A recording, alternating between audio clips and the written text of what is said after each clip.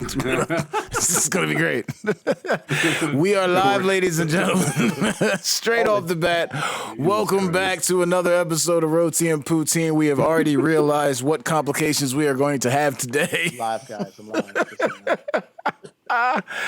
T's got people in the background, and by T, I mean track, not the other T as in Teebee standing behind. This is going to be a mess. I can't wait. This is fantastic. A bunch of friends with complications. Let's try to make this shit as confusing as fucking possible. Anyway, my name is MC Armani Rain. Welcome back to another Roti And Poutine. I am standing here with the historian himself, MC Bubba, Mr. Valiant MC, and the one and the only legendary US MC T.R.A.C. And we are joined with literally, you know what? I'm gonna let V do a proper intro, and then I'm gonna do another intro behind that, right, so y'all I'll just know. Paraphrase. I'll right. Paraphrase what I wrote. There you go. Then you do that. But all right, so this producer is not. He's as prolific as he is influential. I mean, from the beginnings when he was kind of heralded as being, Photek's heir apparent, and his partnership with Calyx, and releasing on labels like Metalheadz, Moving Shadow, and of course, Ram Records. It is the legendary Teebee. Hey. Thanks for having me, guys. No problem. Hey, also, I want to thank everybody in the chat for showing up right now. # Rap Team. Thank you for Sugar Brat for all the hard work that you do. Thank you for MJ also moderating and always putting in the hard work. It's good to see all of you. T, man, let me explain to the people before we get into your flowers and what. Let me explain. There are a very short list of people who I would save messages from. Since I've known you, you have always been there as a pure friend. Before we get into music or anything like that, I cannot express enough to the chat, to anybody who has ever crossed paths with you, that they are a lucky human being. I want to thank you for being that friend, dude. Like, you are a consistent beacon of light musically, as a friend, just as a normal human being. There's always a smile on your face, like the one we're looking at right now. It's a beautiful fucking thing. Thank you for coming on this show. We're going to have a great conversation. Right, emojis in the chat, ladies and gentlemen. This fucking dude is a goddamn legend. On, off, behind, closed, front, whatever. Ladies and gentlemen, Mr. Teebee, bro. That's very kind. And that goes both ways. Thanks, without we go both ways. Not that I'm as good with words. Pause. But yeah, that goes both ways, man. Love, brother. You got to be in this world of bullshit. You gotta keep it real with the ones that matter. Amen to that. Amen to that. Look, we're going to start this thing off with a very, very important question. I don't know if you've seen the show before, but we ask everybody this question straight from the jump. It kind of dictates the mood. It's a very important question. If you don't answer correctly, the chat will turn on you, so no pressure. I'm just kidding. I'm kidding. It is. They are crazy. And we love y'all. Y'all know that. I don't need to put a fucking disclaimer. Anyway, we need to know right here, right now, what is your bucket list food? Tacos. Man, he came right out with it too. No hesitation whatsoever. Just can't argue with that at all. Yeah, no one's gonna argue with that. It's like, before I think of anything, there's tacos. Okay, I like it. The conviction. Any specific taco? Like, what's your goat taco? Oh man. GoatTacos.com. It's kind of region specific. Oh, okay. I like that. Thank you, Cindy's, for the sub. Appreciate you. Wait. The thing is about, like, in lockdown, I've also gone vegan. So okay. That's going to change going forward. So I've been delving into, like, the impossible meats and the like, and I've actually found some pretty amazing replacements. But it was a hard fought battle to get there. I chewed a lot of cardboard. You went, yeah. If you don't know, it's a definite fight. So you went full vegan, not even vegetarian? No, wait, no, you no. I went. went full vegan. Oh, I okay. literally there's no Sheesh. milk, You there's wait, no you were dairy, eating there's no raw, fish. raw stuff. Wait, what? Sorry. Were you eating Huh? raw food pretty much? What are you Or talking about? That's not I'm talking vegan. about No, like, no. I mean, I cook it, but it's like literally there's it's okay. not a vegetable. What's that? Wait. What? Wait, do you guys not know the next level of veganism? Oh no, raw vegan is No, no, no, yeah, that's a yeah, yeah. whole nother Oh, ball game. okay. Yeah, no, we're not doing That's that. a No, that's We a are thing in I a can't get Guys to into. talk about with that whole yeah. ordeal. No, just regular That's why I vegan. was like, hey.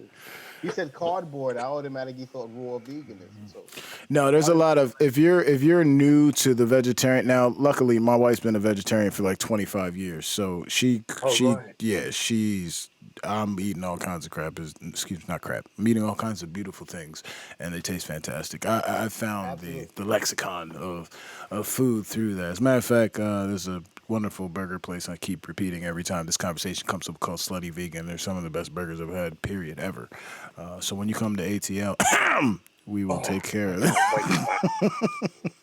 I can't wait for that. I'd Yeah, love bro. some of that. I mean, I think that the change for me was actually November 2019 when I was in LA because that was the first time I had an Impossible Burger, Yeah.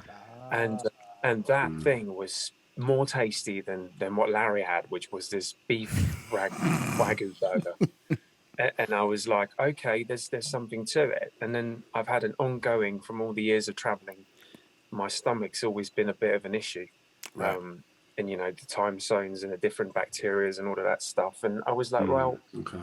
I was kind of forced to take this medicine due to my condition. And the moment I started taking 3 pills a day just to be able to hold my food down, I You were like, realized this is not right. So right.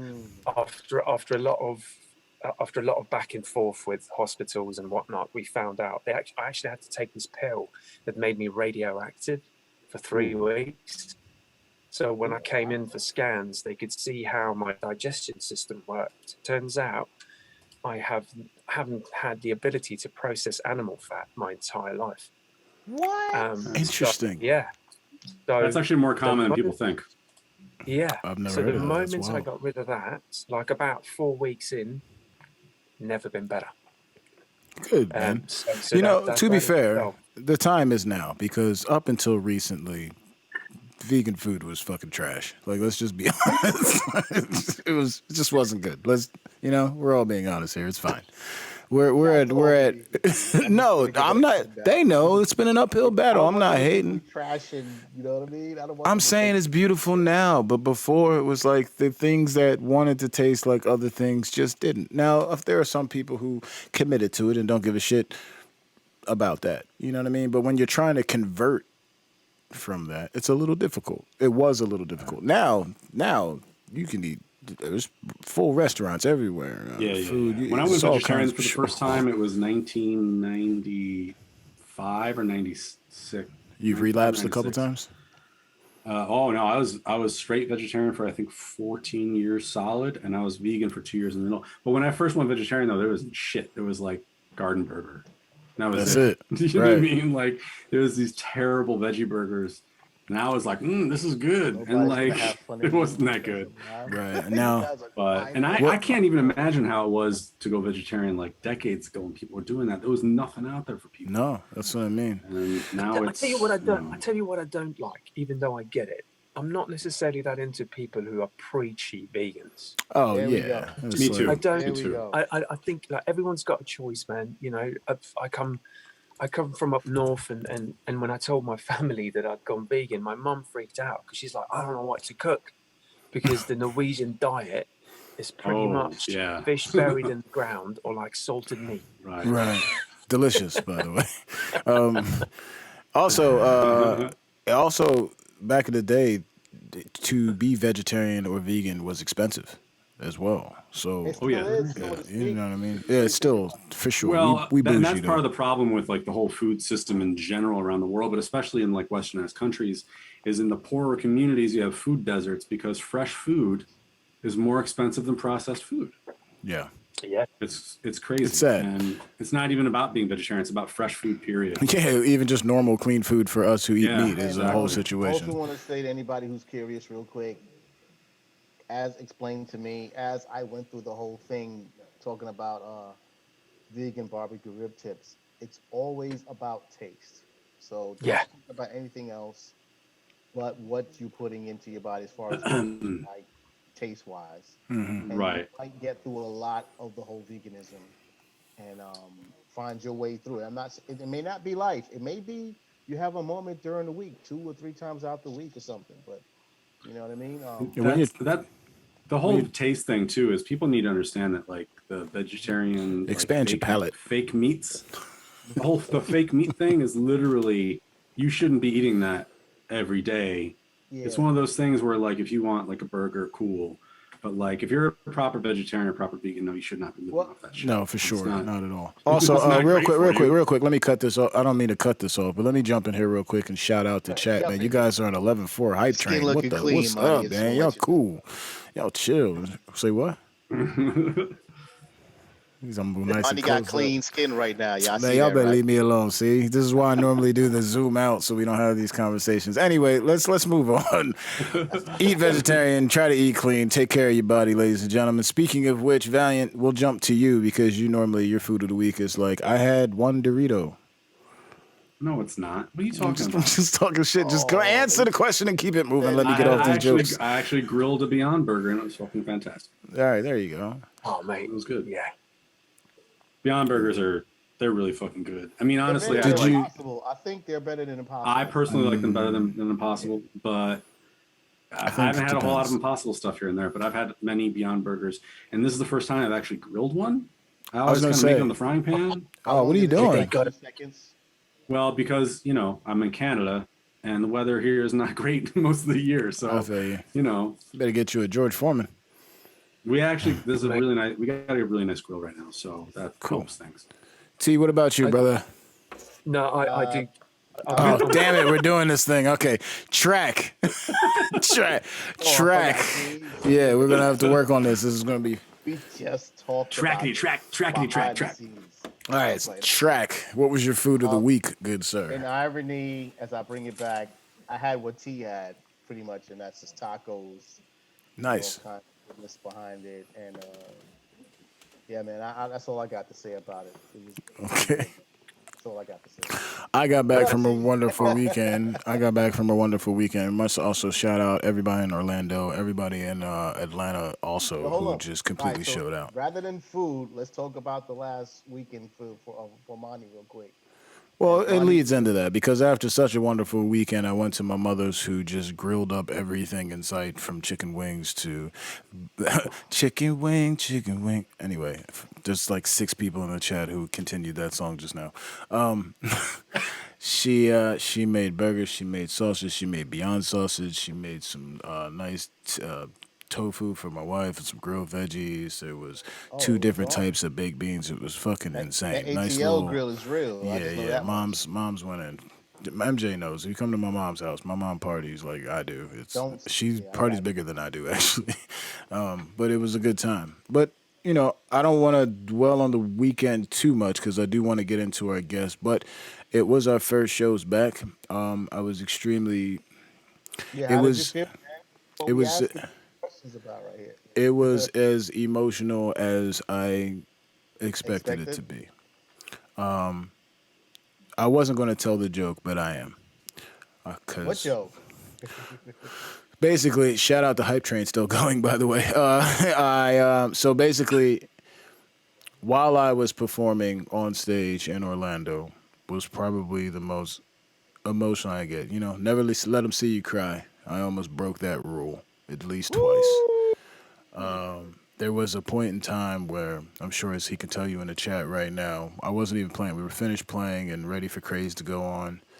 And I grabbed MJ's shoulder and I looked in the crowd and I said, man, we almost died and yet we're here, right now.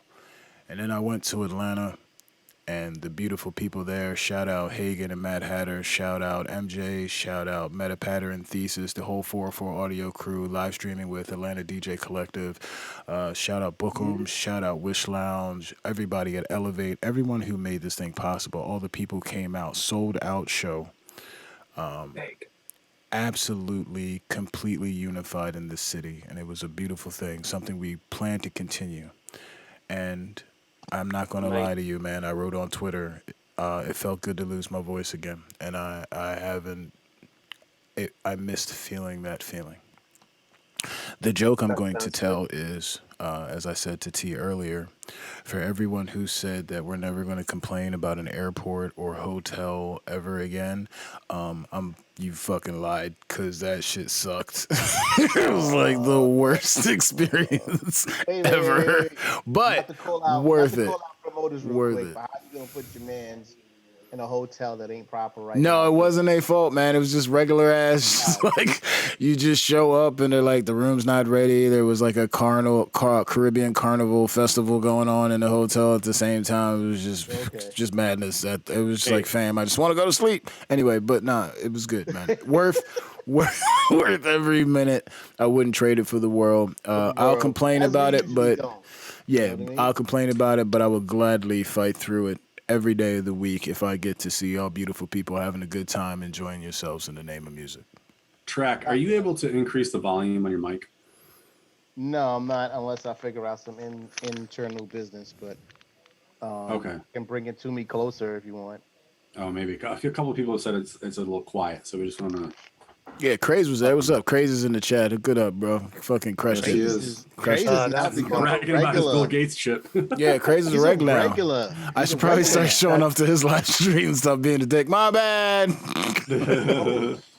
What up, shout out Craig? to Craze, man. That's Shout out shout out Craze. to Craze. That's my brother right there. Yeah, man. Yo, I don't even want to get I into love the that. dreams of the future. How's Calyx TV and Craze on the same night? Oh man, let's do it. Oh, We let's all do fly it. to Mars in Sounds 2 like seconds. an Atlanta gig. I'm gonna keep promoting that, by the way. Let's just keep plugging that in Oh, the man, universe. That sounds like an Atlanta gig I would love to go to. Let's do it. You heard it, MJ. Write it down. All right, so let's do it, man. Let's, again, I've been stealing this question from Valiant, but it's an important question. He couldn't have worded it any better. Let's hear the quick origin story of the legend that is Teebee. What was your aha moment? Where did this come from? Like, did it come from your parents, your musical background? Were you rebellious against it? Where did this start for you? It started at the age of 7 when I was walking to the mall with my mum, and I saw breakdancing for the first time. Sick. And the birth of hip hop culture in Scandinavia.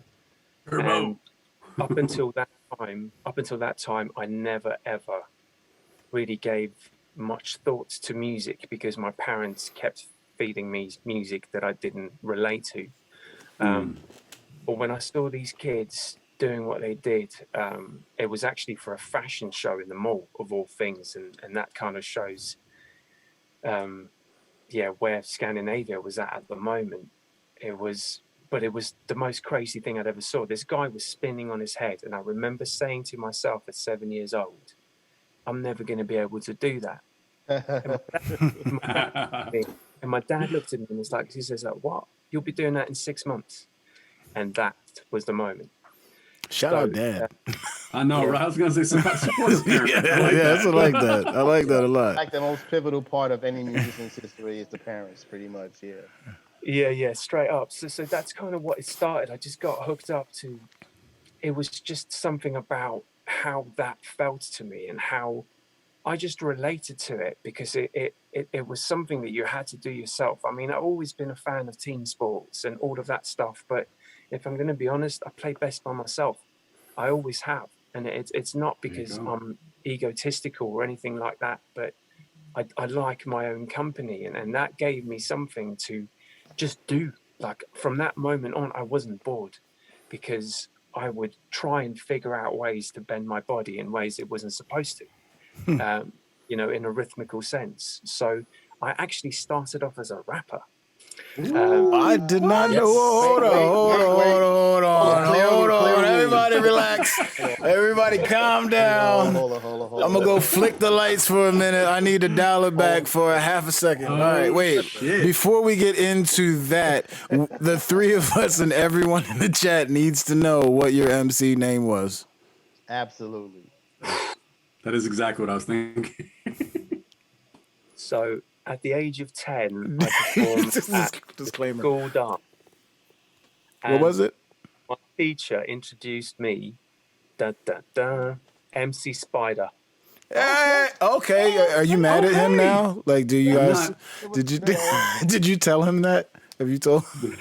it wasn't Actually, like I've never MC met. Spider I've never. T or anything, You've never so met? that's cool. Okay, we're gonna call him up and be like, "Yo, TB has a problem with your I name." even remember my first line that I'd written, and it was, MC Spider on the microphone, and you gotta leave me alone. You know, it Oh, was straight up like 80s fucking, you know, this is the just great. straight Hold up, on. This is the greatest moment bit of of. every hip hop or like, you know, rap Listen, tape I could get listen, hold of. you won't hear these bars anywhere else. Put emojis in the chat for TB, Fire please. emojis. Where y'all at? If you were This is craft, you're the gonna bootleg greatest. him though. After once it Oh goes my up. God, Sugar Brat, clip that. Oh, That's that right there. fantastic. So MC Spider, because But yeah, there will be no T from now on. Let's go. Hey, so yeah. No, so that's how it started, and I was devastated because round about the time when I was sort of entering my teenage years, the whole culture just fell apart. Like to be a part of breakdancing or to even listen to rap music was just so uncool. So I was the only one left, and I kind of had to do it in secrecy. And Interesting. and we moved out from the place that I grew up in, and I was gutted. I lost all my friends and all of that stuff. And but coming into this new place when I was I was 11 at the time, 11, and there was this whole other community of kids round about my age who were really into music in general. And in that group, you know, there was about 20 of us, and was there was a DJ. it still Scandinavia or Yeah. No, okay? I didn't leave Norway until I was 17. The first time I Oh, left the country was for a gig. oh Whoa. wow. So yeah, but anyway, so yeah, there was just this community there, and this one guy called Jans. He had an Amiga computer with Octamed on it, Ooh. and he had started making beats, and I was such a fan. You know, I couldn't believe that one of my friends would actually make rhythms that would make me want to move and be around it. And there was another guy as well who had two turntables. He was a couple of years older than me. And, you know, TV in Norway at that time, there was two TV channels. It was the state TV channel, which was predominantly shit and Finnish musical theatre. And one sort of commercial channel which had ad breaks, which was TV2. But there was never anything about culture or music. You know, there was no internet. So the radio was horrible. But for the first time ever, I saw scratching and what the sound was. And I immediately thought, wow, the first record I ever bought with my pocket money was West Street Mob Breakdance Electric Boogie. And I'd never figured out what the sound on the record was. The Yeah. You're like, what is that? Beat breakdown, right? You know, like all of that shit from back in Beach. I never really knew that was someone putting a record back and forth. And my mind was blown. That day I broke the needle on my dad's deck back home. Yeah, that was the moment. It's like, that's all I want to do. That's the sound. That's the sound of what I've been looking for. It's that sound. It's actually someone pulling a record back and forth. And that was the day. It was just before my 12th birthday. And I knew like I'm gonna do this. So I started off as a hip hop DJ, as a battle DJ, and you know, I entered the competitions, you know, the DMCs and the whatnots. Never really made it to the top. Right. I think So you don't want to challenge Craze at any point in time? my highest placement was number 3 in the Norwegian Nationals. I can't remember what year it was. But you know, through that I found rave music, and I think the early XL recordings releases of, like, you know, the 1990s, when the Prodigy came along and SL2 and that stuff, it was like, right, this is the new hip hop for me. You know, it's got the beats from what I loved. It's got the beats from what I love. It's got the attitude from what I love. I can hear this wasn't made by some, you know, some pressy boy in you know, in a castle. This is made by someone who understands the language that I'm trying to live. And it got me so good. And yeah, that was how it all kicked off. The spark, ladies and gentlemen. The spark. So was it? Also, So shout out wait, hip hop, right? Am I right? Can I so get wait a that? minute. Was it Ah, sort of every a day. walk into situation, or was it like something that was brought to you, or was it like something that like it just happened on its own between both sides as far as the introduction to rave culture, I guess. You know what I mean? Well, and rave culture exploded in Scandinavia as everywhere Mm. else, and it's like, you know, we were too young to go come into these parties, so we had to make our own. So the community that I was in, outside, it's suburbia outside of Bergen in Norway. Mm-hmm. There was a really good youth club with an amazing leader for that youth club. And Norway, you know, Norway's got money. It's a country that's very pleasant to live in. There's no homeless people. There's nothing. If you're homeless, it's by choice. You know, the government will give you a house. They will take care of you. It's boring as shit, but it's a very, Yeah. I you like know, boring. We could do that. no, anyway, that youth club, yeah, it's just like, well, you know, we need a DJ set up in here. So me and two other guys convinced the lady to take us to what was like the local council and plead our case in front of the council, like what we needed. And they gave us money to like buy a sound system, buy 2 turntables and a mixer, and basically got us going.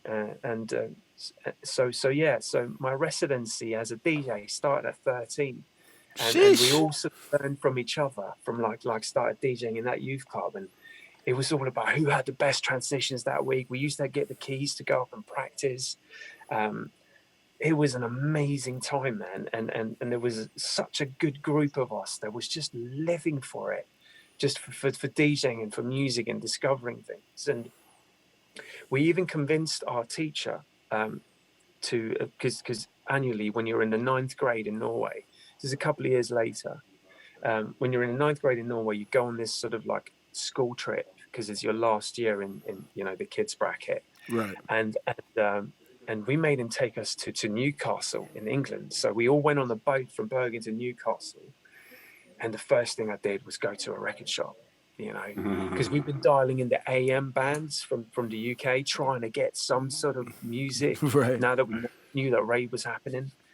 And I went into that record shop and we started going through, and there was a section that just said breakbeats. It didn't say jungle, drum and bass, didn't say nothing hardcore. It just says breakbeats. So early that it wasn't even like labeled as anything specific. Right. This was like 1992. Early, yeah. So anyway, so we were going through these white labels, and I just kept stumbling upon like one rhythm after the other with no writing on them, nothing. And I'm at the desk going like, what is this?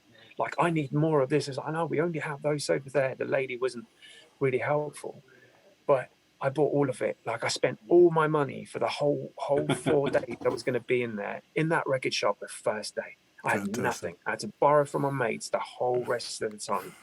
Everything was on records. And when I returned to Norway and played these records to my mates, I was literally the coolest kid.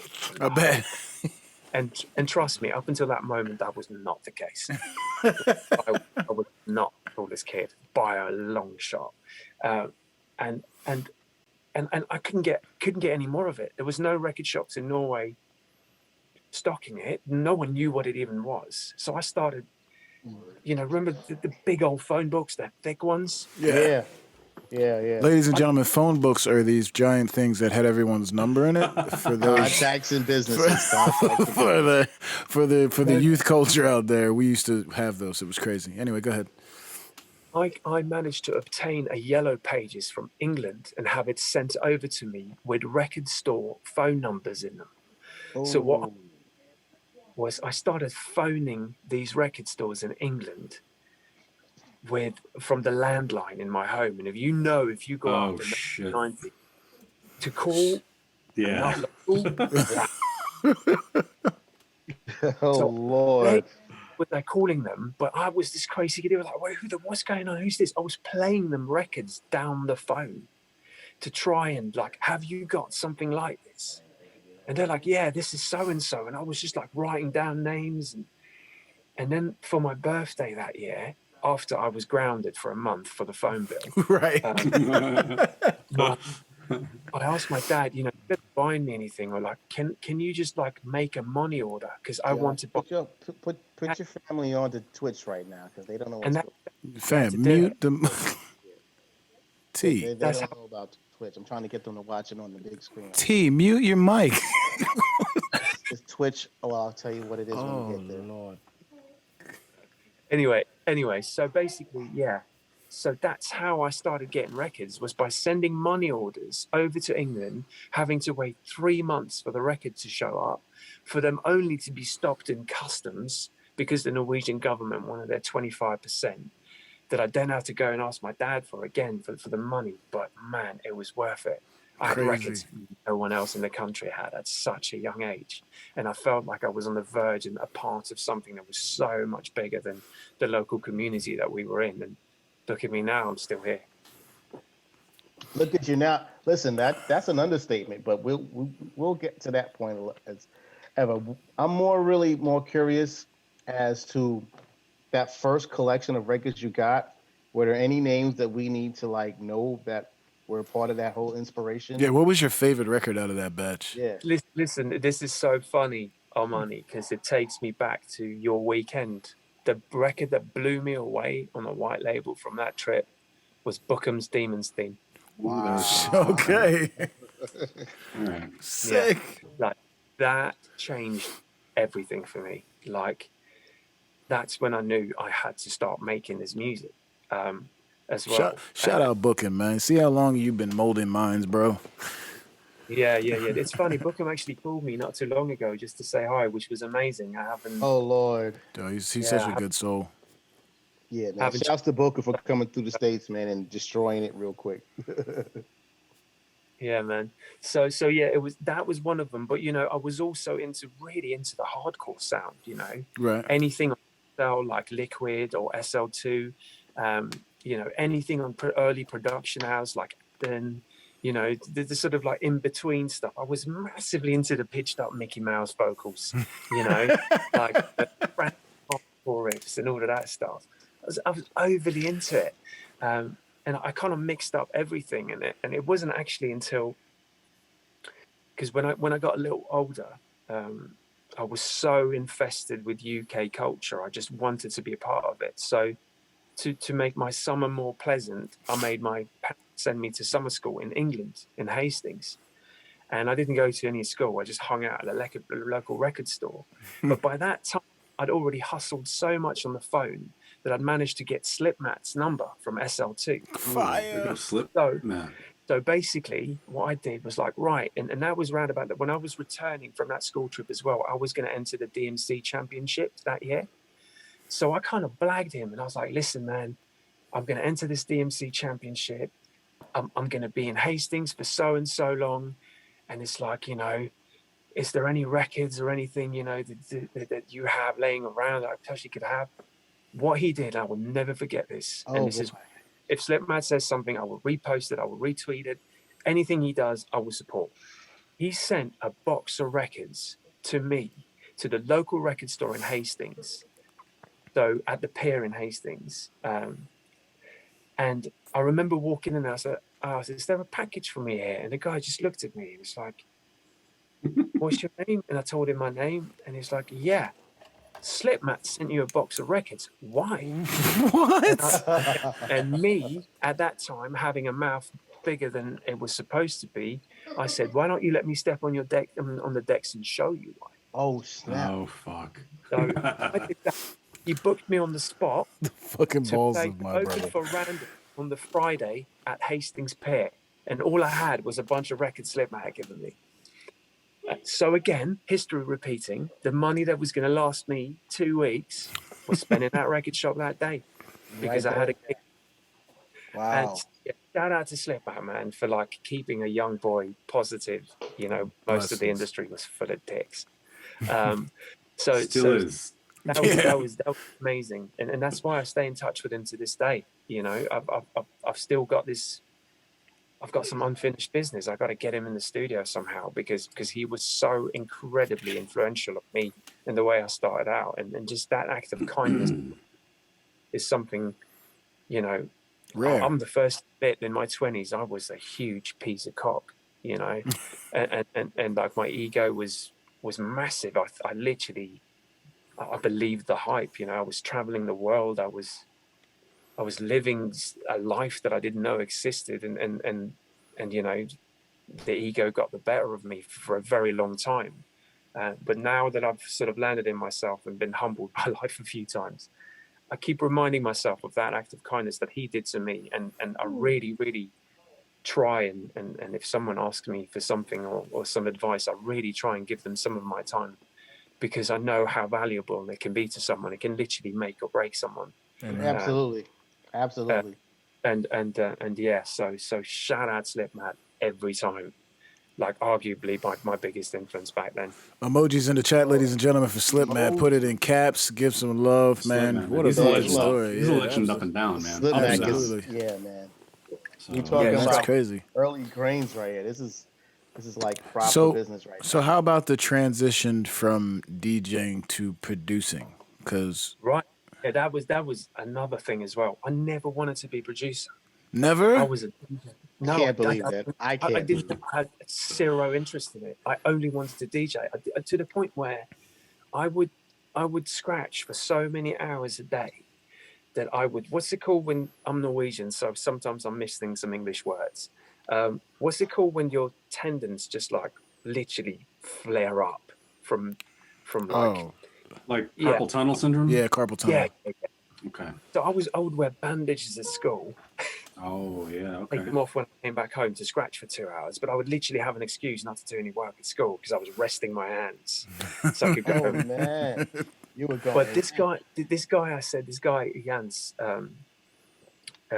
he was such an amazing producer. The guy I said first who showed me Octamed and you know, one of my mates, and he was sort of the best guy in the group. But there was another guy as well, younger than me, and to be honest, I wasn't that nice to him at the time because I don't know, I don't know what it was, but it was K Polar, and he was a bit younger than me, and he's actually the one who taught me to produce. Because what happened was during the summer, I can't remember what year, but I woke up one morning and I only had about 4 records I wanted to play. So on the spot, I decided I'm going to try and do something about it. I didn't have a computer, I didn't have anything, so I went and asked my dad for a loan to buy a computer to make music. And he kind of looked at me and he's like, yeah, okay, cool. Because my dad was always in bands growing up. There was Shout a lot out of music. Teebee's parents, man. Yeah. For real. Jesus. For real. He bought me a 386 PC, and I managed to download this freeware called Fast Tracker. And I stayed yeah. for like 10 years, man. I released records from Fast Tracker. Oh no, a lot of people did. A lot of people did. What I found was when I started making music, it was like something just clicked, and the enjoyment that I had from DJing was amplified like tenfold, because I'm like, holy shit, I can make stuff, and if I get good enough, I can put it on a record and I can play it. Fast forward a few years, and my first vinyl shows up at the local post office. And this again is from me hustling on the phone to the UK. And there was these guys called Hopper and Bones, which was quite seminal for me early in my career. They had stuff on Moving Shadow, on Mac 2, like the Bertha Randall's label. Right. And they also had their own imprint called Outcry.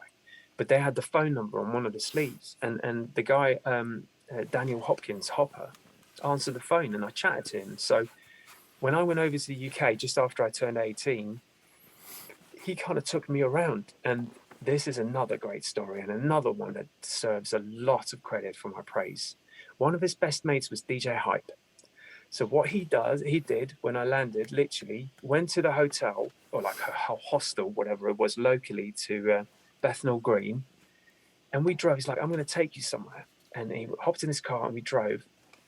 And I saw DJ Hype's face, and I'm like, literally, like, started trembling. I was like, what the fuck, man? You know, like, could you at least have warned me? You know, like, I'm in the presence of absolute legends. And about 20 minutes into me being there, and like, obviously I'm seeing dub plates for the first time. I'm seeing like the record collection I've ever seen, and Right. you know, as someone who came from a hip hop background, like hype, come on, man, you know, Right. like hype is hip hop, you know. Right. Pretty much. He is Soundboy. He's everything. He's the culture. Like he should wear the shirt that says "I am the culture" because that is the truth. And 30 minutes in, it's like he goes to me. It's like, you speak funny, but I really like you. I'm going to take you to my gig this week. So I'm in the UK. I'm 18 years up, and Hype just told me he's going to take me to all his gigs this weekend. That night, I went to the Laserdrome, nearly got stabbed, had the time of my life in the grimy. Hold on, wait. Can we go back to the nearly got stabbed part? Because that's a big what? So at that time in the UK, the raves were there was Dangerous. two types of rave. It was the Ministry of Sound, sort of like a bit more, you know, and then it was then it was the hood shit, right? So Laserdrome was like the hood shit. Right. So it was like sectioned up. It's like you had the white boys over there, you had the kind of a bit with, you know, the girls were kind of over here, and then you had, you know, the different, you know, it was quite split up. And you don't walk to a place like that on your own. So I was told by Hype, just stay around the booth, you know, hang about here.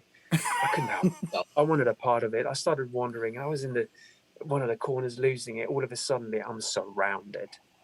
And it's like, I can't go anywhere. And this guy just pulls out a knife and he just looks at me. It's like, whatever you got in your pockets is mine. I'm sorry to laugh. You're fine. Nothing, because I'd spent it all on records.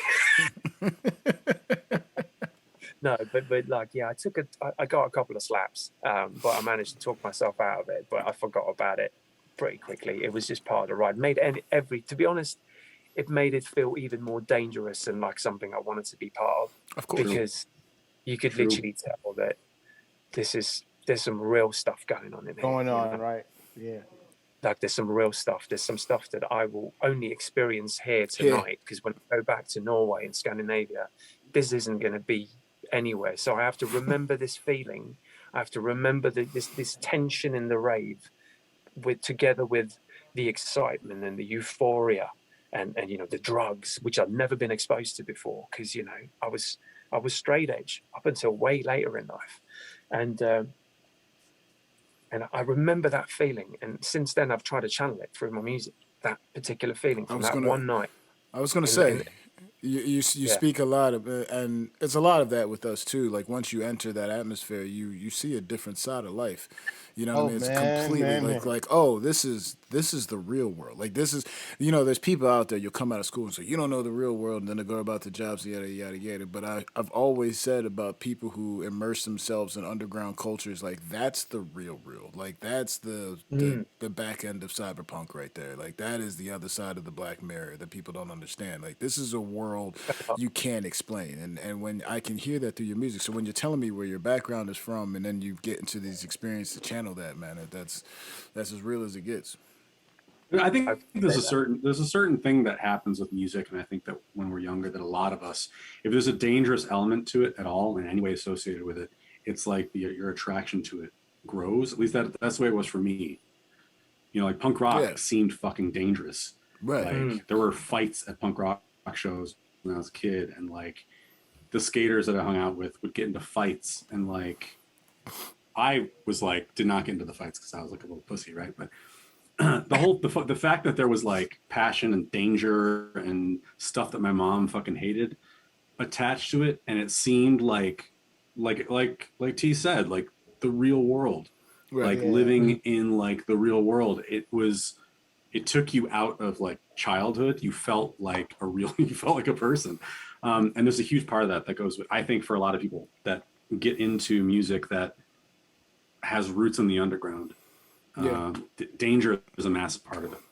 But I think also, like, it felt like nothing I'd ever felt before, and it sounded nothing I'd ever felt. And I'm so eternally grateful that not only did I get to see the birth of hip hop and live through that and have it be like such a monumental part of me, even to this day, but I got to see the birth of rave culture and watch it grow and watch it become what what it is now, whatever it is. Like I feel so incredibly fortunate to have been through that. It's like my parents had, the sort of birth of the harder sides of rock music and stuff in a sense, but I can't help to feel a little bit for the kids coming up today, and I hope I'm wrong, but I have a problem seeing something emerge on that level from nothing again, because it was not just about sounds. It was like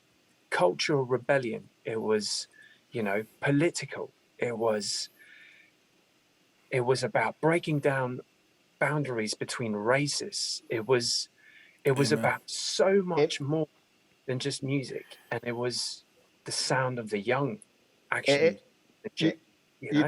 I've been like thinking about the last 30 to 40 years of my time at least, and like the things that were like sort of like unseen, and how much they mean to the future as far as the development of human beings in general.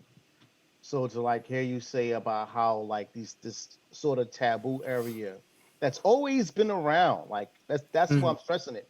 It's always been around, this little area of unseen, maybe unruly, maybe it was just beyond certain ordeals of what we thought life was or what we thought goes on in the music industry. And then you see that and it inspires you so much that you take parts of it and you turn it into this. And now the world is exposed to what's been going on like ages ago. You know what I'm saying? Yeah. Another way to word that basically is we have these conversations constantly. There's like three levels of conversations we have with today's generation. One of them comes off as we're a bunch of old heads being yada yada yada when we tell them that you guys didn't get what we came through to get to this point. The parties that you're going to now, we've talked on this podcast many a times about how we used to have shows in warehouses until the feds show up. That's not a braggadocious things of I miss that or whatever. It's the fact that like that's what it was, and that ties directly to the same reason why I argue that politics belong in music, because that was around before I was raving. That's in the rock music you went to. It's literally the entire concept of the Matrix, of waking up one day and realizing that everything you're being spoon-fed is bullshit. And when you step into these worlds and realize that rebellious energy that you get from rock and roll, punk rock, rave music, all that is a statement. It wasn't just because we were trying to be cool. We didn't invent this. This was us being rebellious. You know what I mean? So it's not that I don't love the shows now. We all do. The spectacles, they're fucking beautiful. You and I have sat at EDC and gone, man, this is the prettiest shit I've ever seen. You know, it's fucking beautiful. But Right. There was a certain, man, like, I can remember the way, there's a building in Buffalo called the TCI building. TCI Cable was in it. I think back in the day, it was an automobile showroom. And it was like several levels. And it was essentially turned into a warehouse. And I remember the way the building smelled. It smelled like this strange mix of like ozone and dust and like mold. You know what I mean?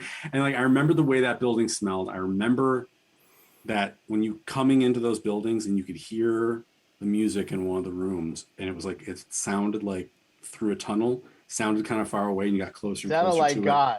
It sounded like yeah, it did. It sounded like, and you got in the room, in the main room, and there was almost no lighting whatsoever. right. And it was just like the most incredible thing. It was like the most exhilarating thing I think I've really ever felt. And that smell, for some reason, that smell, you know, like how like a lot of electricity generates that ozone smell, and you could smell that. You could like smell these, like you could smell metal and all this other shit, and like the sounds, and like, and then of course, you know, at the end of the night, you had black shit all in your nostrils and coated from the bottom of your pants and stuff like that. And it was like, you don't get that anymore because it's all at a club and there's like alcohol. Do you remember smart drinks, dude? Like smart drink stands? Like that shit cracks me up. It was like drinks that you could buy that are like supposed to make you feel like you're on drugs, but it's not actually drugs. And like, Yeah. Oh man, I remember all that stuff. I just from it was like such a fun time. It was a craze in Scandinavia where like all raves had guarana stands. Yeah. Yeah, like everything had to be like infused with guarana. That shit tasted like piss to me. Anyway, Yep. Anyway, and, moving and on. just to elaborate on something you reminded me of, Armani, is like after I started making music and before I got my things on a record, even after I got things on a record, you have to understand, or like for the people listening, when jungle hardcore happened, drum and bass happened in the early infancy, it was a very close-knit community, and the UK had something that they really deemed as their own, and they didn't want anyone dabble with it. So one of the main reasons as well for to get my parents to send me to summer school was to get my English in check. Because what happened when I traveled to the UK on my own the first time with my dads, and I went to the Mars bar, to the Speed Club night, and I tried to hand my music to a couple of the DJs, and they looked at me funny, and they wouldn't take my dads because I spoke funny, and I was told that this wasn't for me. Wow. And you know, I'd come all the way from Norway with this, and like, you know, to be part of a culture that just consumed me. And in that moment, it broke me. Like it broke me to the point where I literally, I remember having to go outside, and I stood out, and I was there by myself as well. I didn't know anyone down there. And I thought, how am I going to do this? And the day after was the day I decided, right, well, if they are not going to have me because they don't think I belong here, I'm going to make sure that I belong here. Woo. So I studied their culture. I went to Hastings to hang with the locals to pick up the slang. I really worked on my English. On my way back home from that trip to summer school, I got a haircut. I went to the same club night that DJs took my dad's. Wow. About 5 weeks later, I get a phone call telling me that one of these DJs had cut something of mine and was playing it out. Fuck, bro. Wow. And when I signed to Rugged Vinyl in 1996, Yep. they told me not to tell anyone I wasn't from the UK. I came out as a foreigner during the Knowledge Drum and Bass Awards when I was nominated for Best International Producer, and I won that night. Obviously, that night I was ecstatic, Yes. but the next day I was pissed off, and I'll tell you why. There was two categories. There was one category for producers from the UK, and there was one for producers from the rest of the world. So I was up Marky and Diesel Boy and someone I can't remember now. Excuse me, I'm not trying to be a long time ago. And that was the only time that award happened. And you know, you can put the dots in between why. We need the dots. The dots are important in life right now. Oh, knock it off. Yo. That's why I said it. But yeah, so that was I was the first international artist to break into that notoriously tight UK scene. It's something I'm really proud of. But since that day, it's been my mission. And when I started my label Subtitles as well, that was the thing. I didn't look to the UK talent. I looked elsewhere.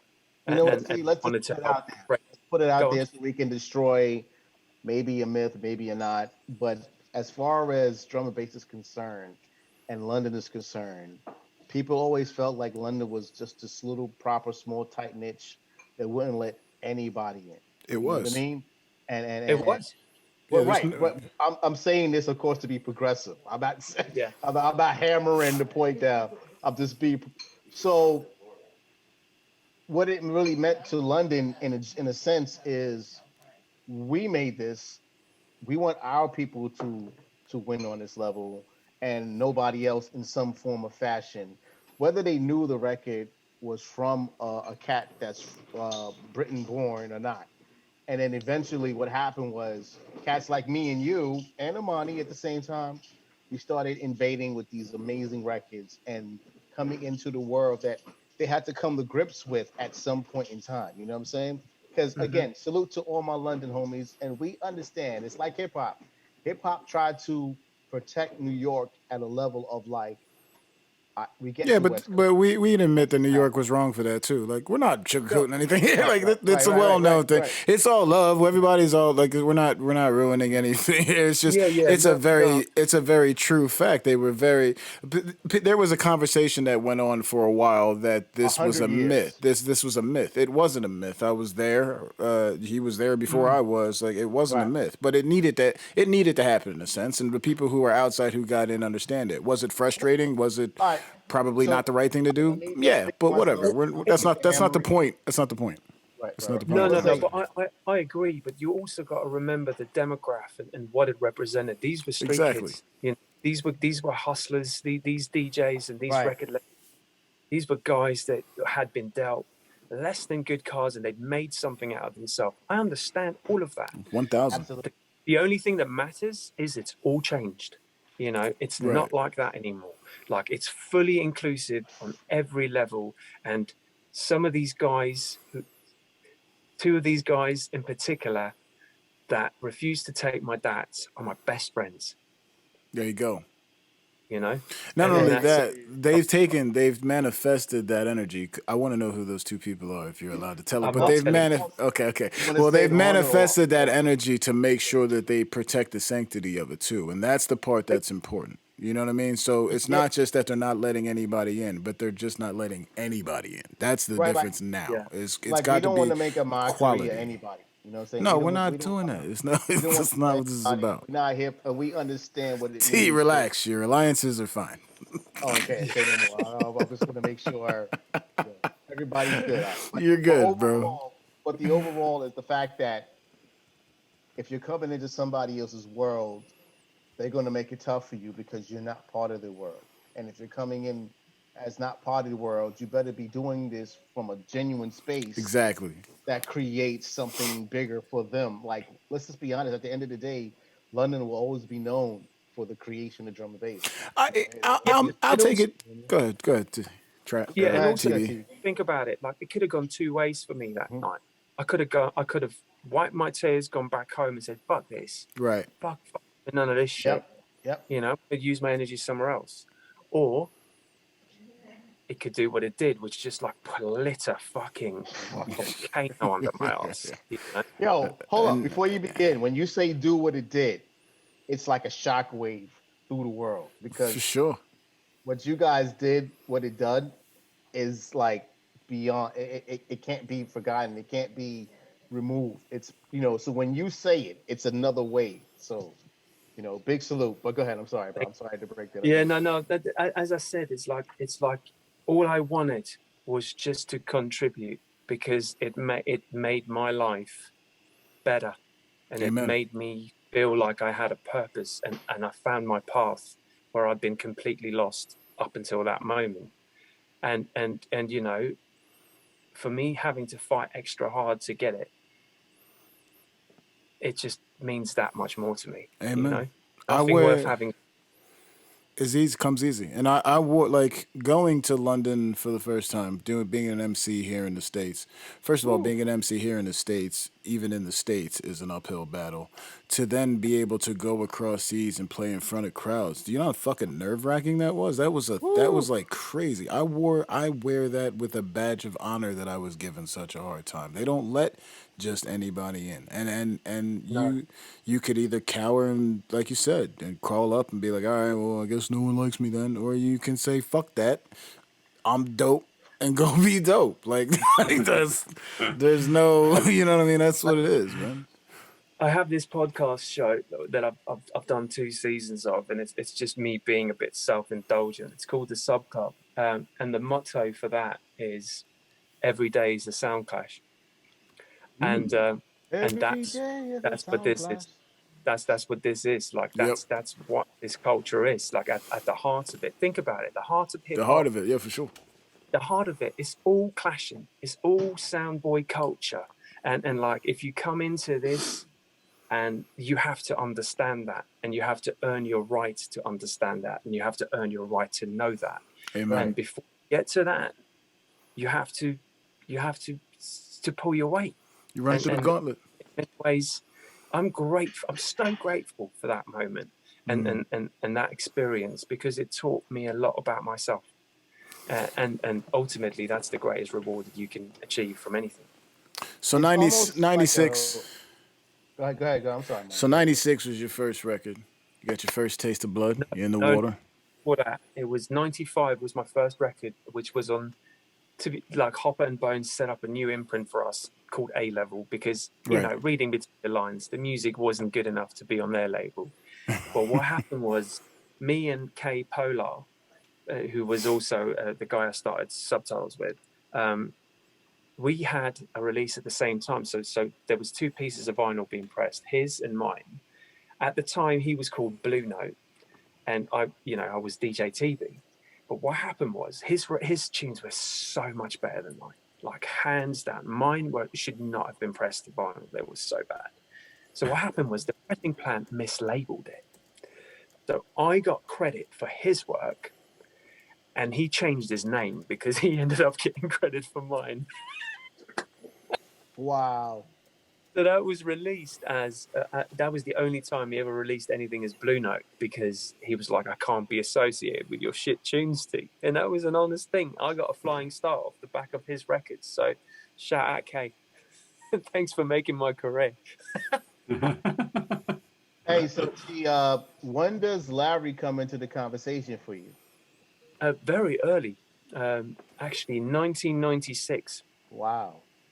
1997, Rugged Vinyl Office, because at that time we were in the UK. It was myself, K Polar, another Norwegian producer called Nocturne. Shout out to Sturla, good friend of mine. And we're sitting there, and Calyx was two people at the time. It was Larry and it was Chris Rush. That's great. That's even deeper. Oh, that's right. Okay, I remember hearing that. That's even deeper.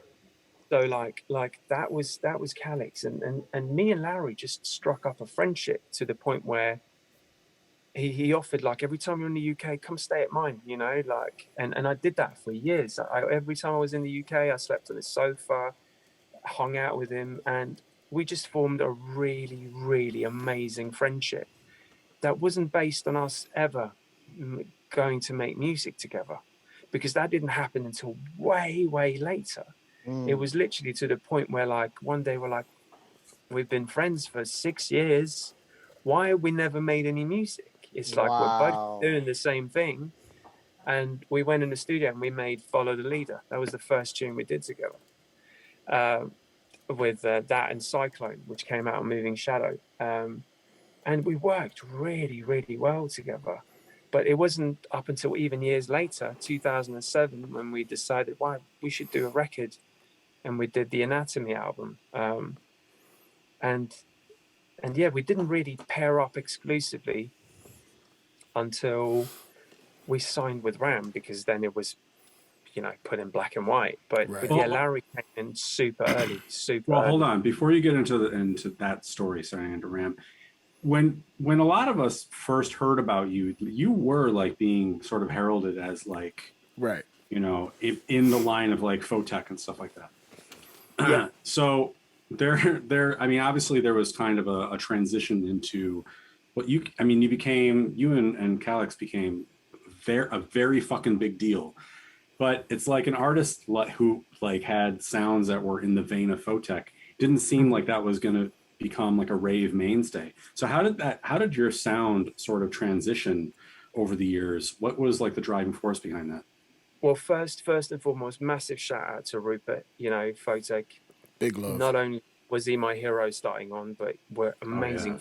And you know, I'm going to tell another story, which basically is, we're here for the stories. That's what this is about. When I was coming up, one of the guys working at SRD is called Rico. He's an absolute legend. And he told me, to be in the UK at a certain time, and he told me to be at a specific place at a certain time, and that's all he said. But he said, just be there. So I'm sitting in Oxford Street in this little cafe in the second floor, nervous as shit, wondering if I've done something wrong, if I've pissed something, or like, you know, I'm in the UK again by myself. You know, I've Trying had not my to be fair share of stabbed. threats and you know, been put in my place enough times, and you know, and fucking Photek walks up the stairs with a massive smile on his face, and Hey. and he just looks at me and he kind of goes like, "You're ready. You're coming with me now." And that's how it happened. I started touring with him. I started just being affiliated with him, and we struck out this amazing, deep friendship. And I remember, you know, I stayed with him in LA for the longest time, and lived in his house and helped him do a lot of work for for different stuff he was doing. And he kind of put me on the spot, and he was like, "Right, so how do you do it?"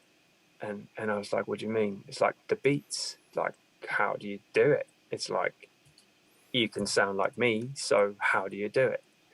And I did it, and he's like, "You cracked it." I was like, "Yeah, I did." And I told him when I got his first records, and I started, you know, when I really got into production, there was an article of him in now defunct ATM magazine, where I cut out the page with his face on it, and I put it above my work desk, and I drew a target on his forehead. I was like, he's the best guy. He's the best guy. That's the guy I have to beat. Big Like, thanks. why would you aim for anything else than who you find is the most excellent? Mm. So every day I was in, and I was clashing with that guy.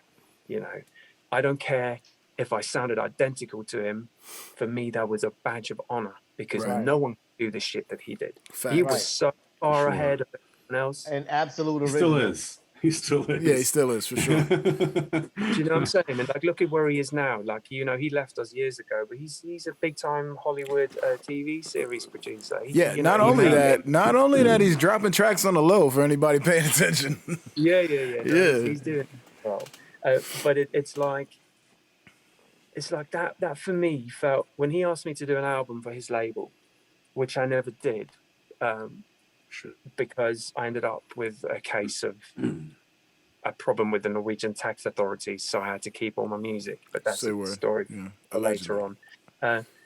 But when he asked me that, I was like, this is the end of my journey. It's like, after this, I'm going to be on my own, because I've kind of fulfilled, in a sense, what I set out to do, was to be not only acknowledged, but to be respected by what was my musical mentor. Because with Rupert, there was another element of danger beyond music.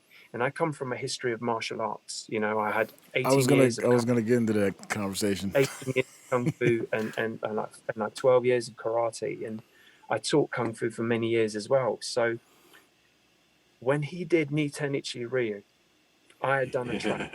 I'd done a track that was so similar. And I was listening over at my mate's house in Norway to Ryder and Fabio at One in the Jungle. And they played it for the first time. And I was gutted, because that was my idea. And he had executed it. But that was before, you know, we knew each other. But like, just that moment, I was like, man, we're so similar, because we think the same way. And it's funny, when we started touring, I remember this forever. He was quite drunk and he was in Miami, and he was like, "T, the difference between you and me is like, I'm a ninja and you're a samurai." Oh. All right. And that stuck with me forever. He was drunk and bet. brand new. Yo, and honestly, it plays to what it is now. Like, yeah, you guys are the samurai, and Photek is the ninja within the realms of what we do right now. That's crazy. It's funny because yeah. you get into those long, deep conversations with Rupert, man. He'll give you those gems like that, and it's true. You guys are like right on the line, man. I can't imagine what that felt like in that moment to carry that to the next. It was. So after you felt musically fulfilled, though, Did you feel like now you could kind of untether yourself and explore new realms? Because Well, you had sort of figured out, you'd sort of done what you set out to do. Right. yeah, well, the thing is, like, when you start DJing a lot and you come and your primary love for this music is more on the abstract and on the fringes of it, Right. you can't always, like, if you come on after Andy C and you start off with a hidden agenda tune and then you mix into a good looking tune Right. and then you mix into like insane break work, you clear the dance, you know? Lord. And that's what Lord. I did. I kept clearing the dance, but I was given these opportunities to play after these amazing DJs. So I made a conscious compromise, if you will, to try and fit in a little bit more, just to elevate my career, to try and be smart about it. And that's what changed the sound. Like, I got more inclined to, I want my stuff to work. And I also wanted to pull in a bit more of the influences that I had growing up. Like, I love R&B, you know, I love R&B, I love the vocals. And when I did that bootleg of Brandy, You Don't Know, Wow. that was actually a remix that never came out. But it got so big in the underground in the UK. Like, I remember going to Swear Fabio, rewound it 5 times the first time I was there. And I was like, man. And that was actually 2 nights before I won that Knowledge Award for Best International Producer in 2000. And up until that point, I didn't really have an agent. And on the back of that bootleg, Tom Schroeder, who now pretty much owned Coda, signed me to be my agent, because he's like, you're onto like a sound that I think is going to be huge. I just never followed it up. Right. I never went that realm because I thought it's too commercial. Like, I have to do something else to make sure that my position remains and that I keep respecting the culture. I'm not in this to try and cash out. Right. And I'm not in this to try and you know, sort of become a pop act or get on the radio. The love for the culture was too strong. Right. So I deliberately steered a different way, which was more towards the techie sort of darker sounds. And you know, like Wormhole had come out, had a massive influence on me. You know, that whole sound was super dangerous, you know, like the early Virus stuff, that was like fueled with daggers and laced with cocaine. You know, I was in it. And it was like, a good quote, fueled with daggers and laced with cocaine. Jesus. I like that. I was gonna say, I want to describe the 90s again, please. You get 10% for that when that comes out, for sure. Listen, so like around the year 2000, you put out a tune, Space Age. That's right.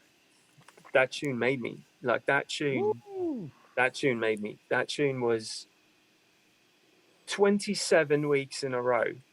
It got played by Fabio and Groove Rider on One in the Jungle. They couldn't get past That's it. insane. That's more than half the year. That's fucking crazy. It was insane. And, you know, that was before it came out. And I remember going to a Metalheadz night in London. This is before I'd properly talked much to Groove.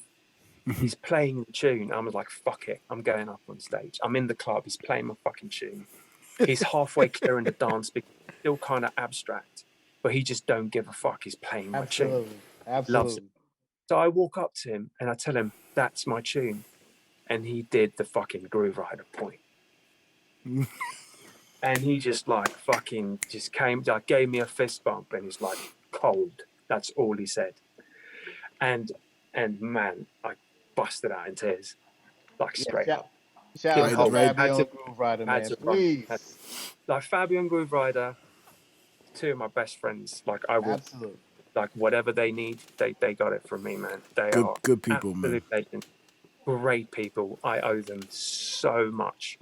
And I'm eternally grateful for their support early on because, yeah, man, it meant a lot to have heavyweights like that. Woo. And they made me feel fully accepted.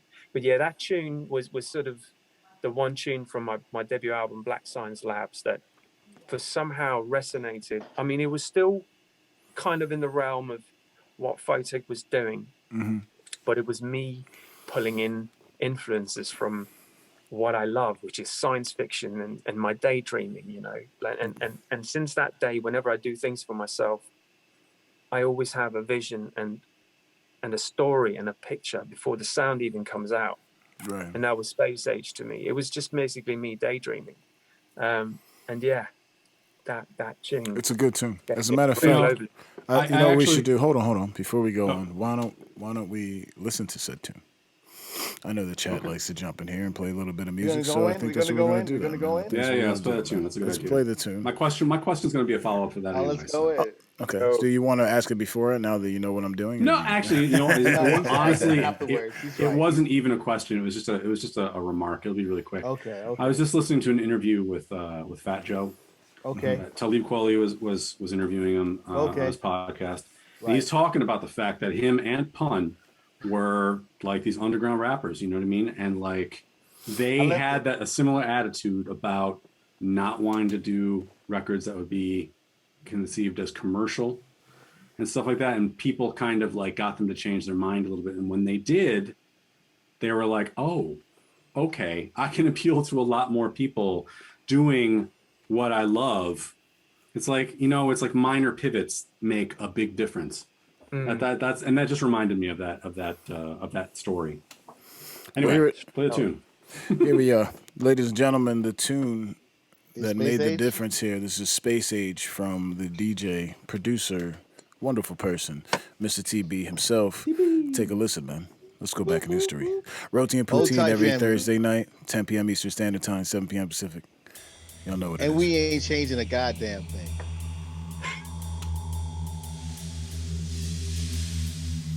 Emojis in the chat. Y'all know how we do. We need your Bob Rosses, your Monis, your Traction V's. Shout out to Sugar Brad and MJ. Yo, we are in control, y'all. Let's get it.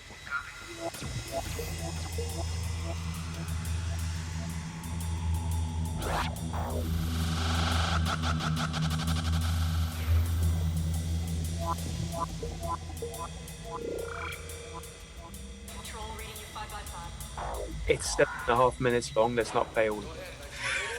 Oh, well, I mean, we normally do the whole thing, but I'll let you go.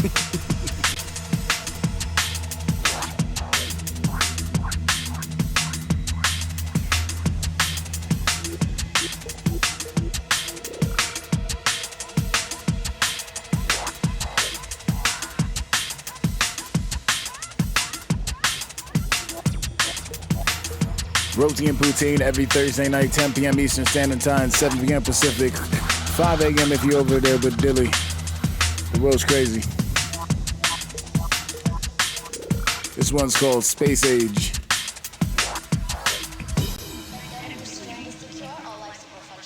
Fire's up.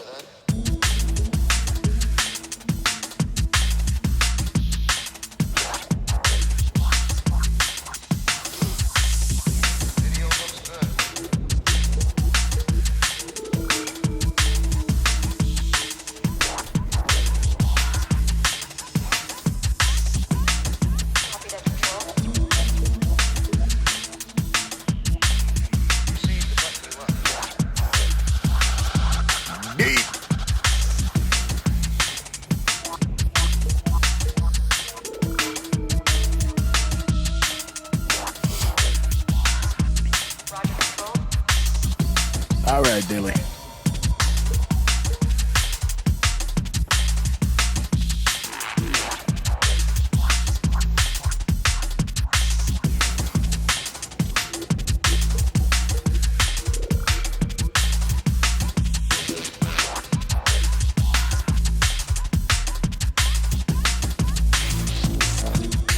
Roti and Poutine every Thursday night, 10 p.m. Eastern Standard Time, 7 Pacific. We are live and direct with the special guest Teebee. Taking a blast back. This one's called Space Age. You know it. 27 weeks back to back. I'm not Fabio, but damn, it sounds good to feel.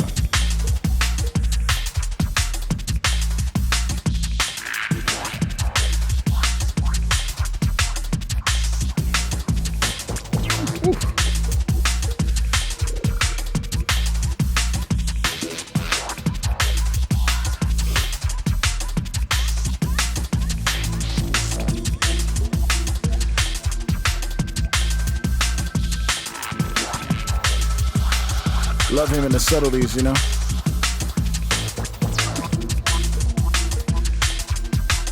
Yeah, acid played a part in that. Yeah, man, I can feel you. Like I can almost hear the footsteps of you walking in these daydreams, you know. That's called Space Age.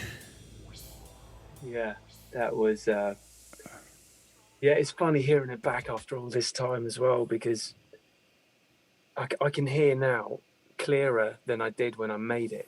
Right. That it's like there's so much of hip hop in there as well. Yeah. You know, like I hear a lot of hip there's hop in all your tunes, to be honest with you. yeah, that's good. That's good. I tried It's to do funny. that. It's funny because I was speaking to Pav 2 weeks ago, and Right. I was always saying to him how no matter what he does, I can hear the unapologetic hip hop in the DNA. You know what I mean? And I feel the same way with you. And it's not just from the tunes, from the way you present yourself. Like it's deep in there. So hearing that story earlier, even of watching where it came from the scratch to the b-boying to being an MC, literally all the elements you've got sitting inside of you that you're putting through drum and bass, and it makes more sense why we're friends now. Yeah. No, it really is something that's there to me, and you know, it's funny because I made a 5-year plan in my head the other day, and one of them is to really get into hip hop production. It's something I've always wanted to do, and I've always dabbled. I've got literally 50, 60 instrumental just laying from different phases of my life, and I'm not going to come into that realm unless I have something to contribute that can take it somewhere else. And in my mind, I got it. I just got to put it down. I'm very interested to hear that. Yeah. You already know. Valiant's Anyway, looking too. Valiant's like salivating, like, word? You don't know no parts of that? You're like, yeah, I'm interested to know. Yeah. Wink, wink, nudge, nudge. I'm like, sorry, I'm late, guys. I'm not being secretive about it. He already knows the drill. We have these combos. You know the deal. Yeah. So, what was it like that? So, I mean, you had Photek. You were around K. You had names like Harry's been since Clute, the beginning as well. J Magic. All of these people who I idolize. I know the chat does as well. Adding on to these influences, and then you joined. You had the Calyx and Teebee project, and that moved forward. And you've worked with Noisia. You've worked with a lot of producers. You know what I mean? Yeah, like Noisia thing is quite funny because I got onto Noisia before they were known at all. Right. Like before they had a and when they did their first gig, because I initially signed them exclusively to Subtitles. Wow. But what happened was, so when they did their first gig, and they were so proud of this, and Tice told me this not so long ago, they didn't have any credentials under their names for the first gig they did, and when they showed up at the party, they had a marker and they wrote Subtitles under their name, and I actually traveled to Groningen. Like when I first heard their music, I was like, right, I'm going to book time out. I'm going to go and see these guys because there is something special going on here. Yeah. So I packed a projector. I packed a PS2. I packed, a bunch of sounds and a bunch of records, and I traveled to Groningen in Holland, and I stayed with them in their student dorm because they were all sharing the same student dorm. There was like 3 little rooms next to each other, a shitty shower in the hallway. And there was two rooms with computers in it. One was like the music room. The other one was where Nick was mainly playing games.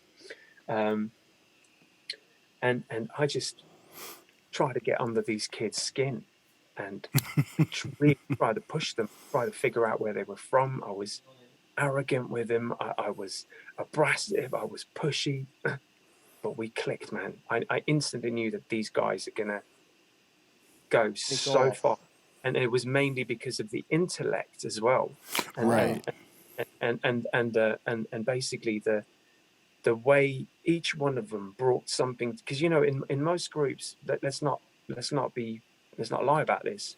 In most groups, or even in most duos, usually one of them is more prominent. The dominant one, But with right? Noisier, there was three superpowers in one. Yeah, man. Like they could all do what each other did technically. You had Nick, who was, you know, just borderline autistic in his approach to production, which, you know, my son's autistic, so that just reaffirms what I thought back then. Right. And you had Ties, who were a bit more of a free thinker and Mm-hmm. like wanted to be on the fringes and experimental and drawn to the unknown.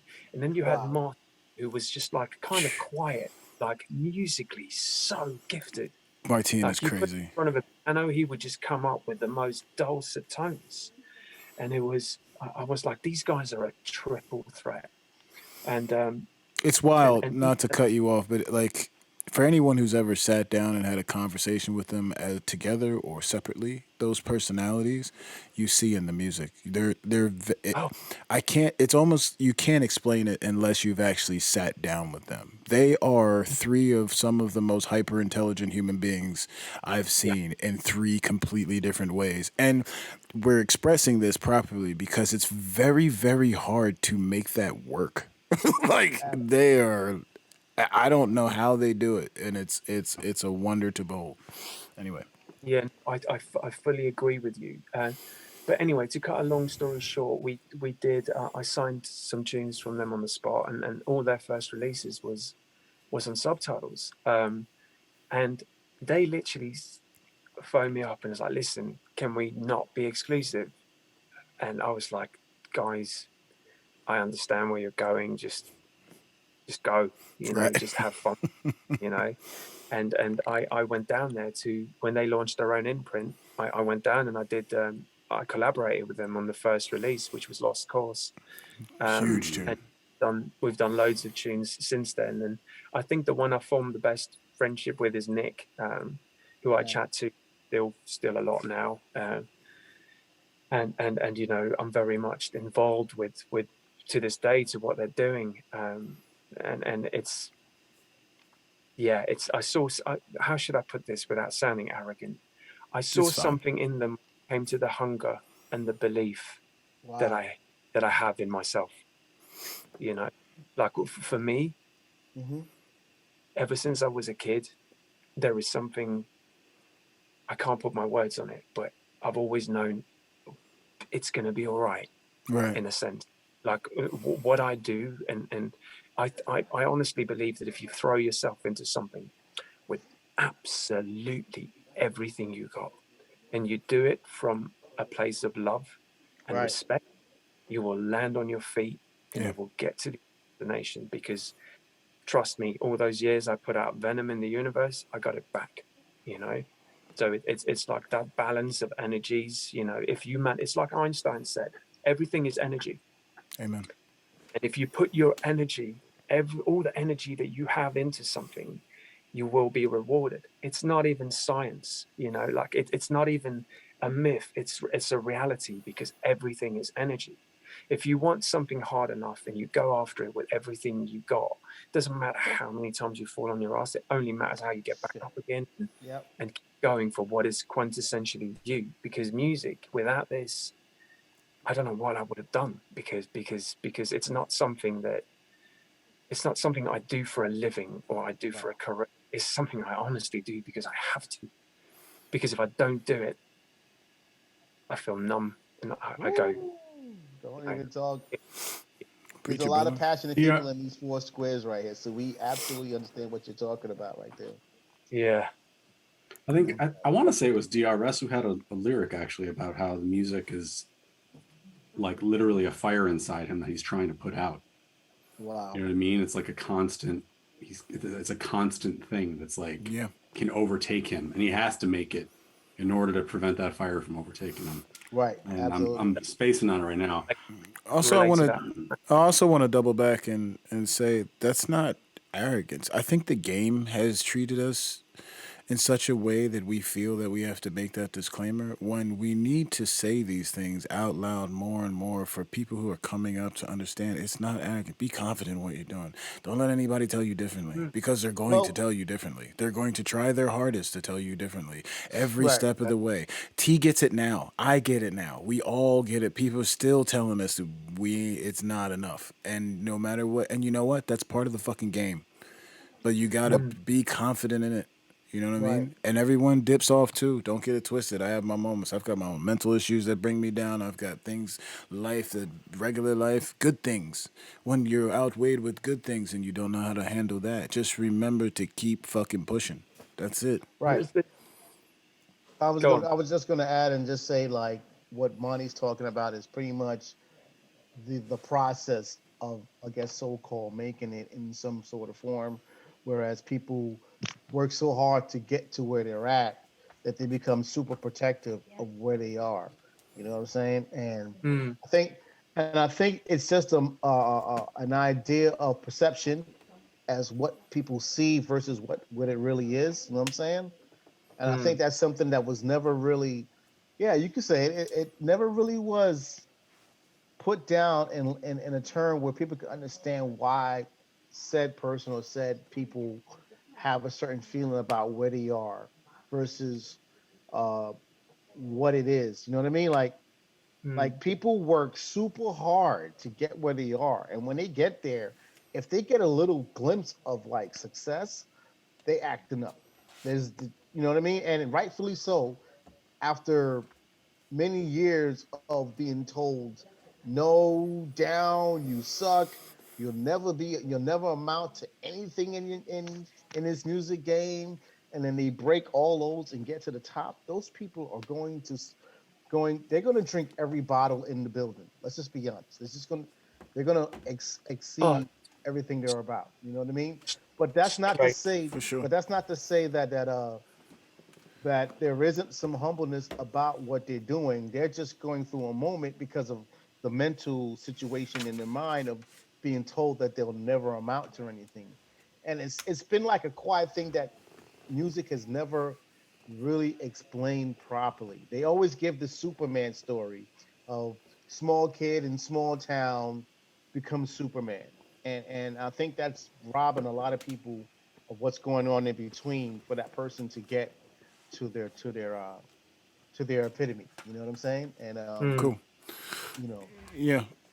yeah, I'm sorry, brother. But yeah, No, I fully agree with you. And I think as well when you talk about the fame aspect, like I had to shout so loud to be heard. And when I was finally being heard, I was even louder, you know, and I think that's natural. I mean, I say a lot that I'm ashamed of how I acted in my 20s, and I genuinely am. But I keep reminding myself that I was a kid from Scandinavia growing up in the world by myself, that's right. being waved hand and foot wherever I went. And it's like, I think a large part of the attraction was who's this Scandinavian kid from Norway with a bandana on and a fucking velour tracksuit standing on stage, like literally just thinking he's the hottest thing since sliced bread. It was part of it. I was peacocking, and I didn't realize that until later.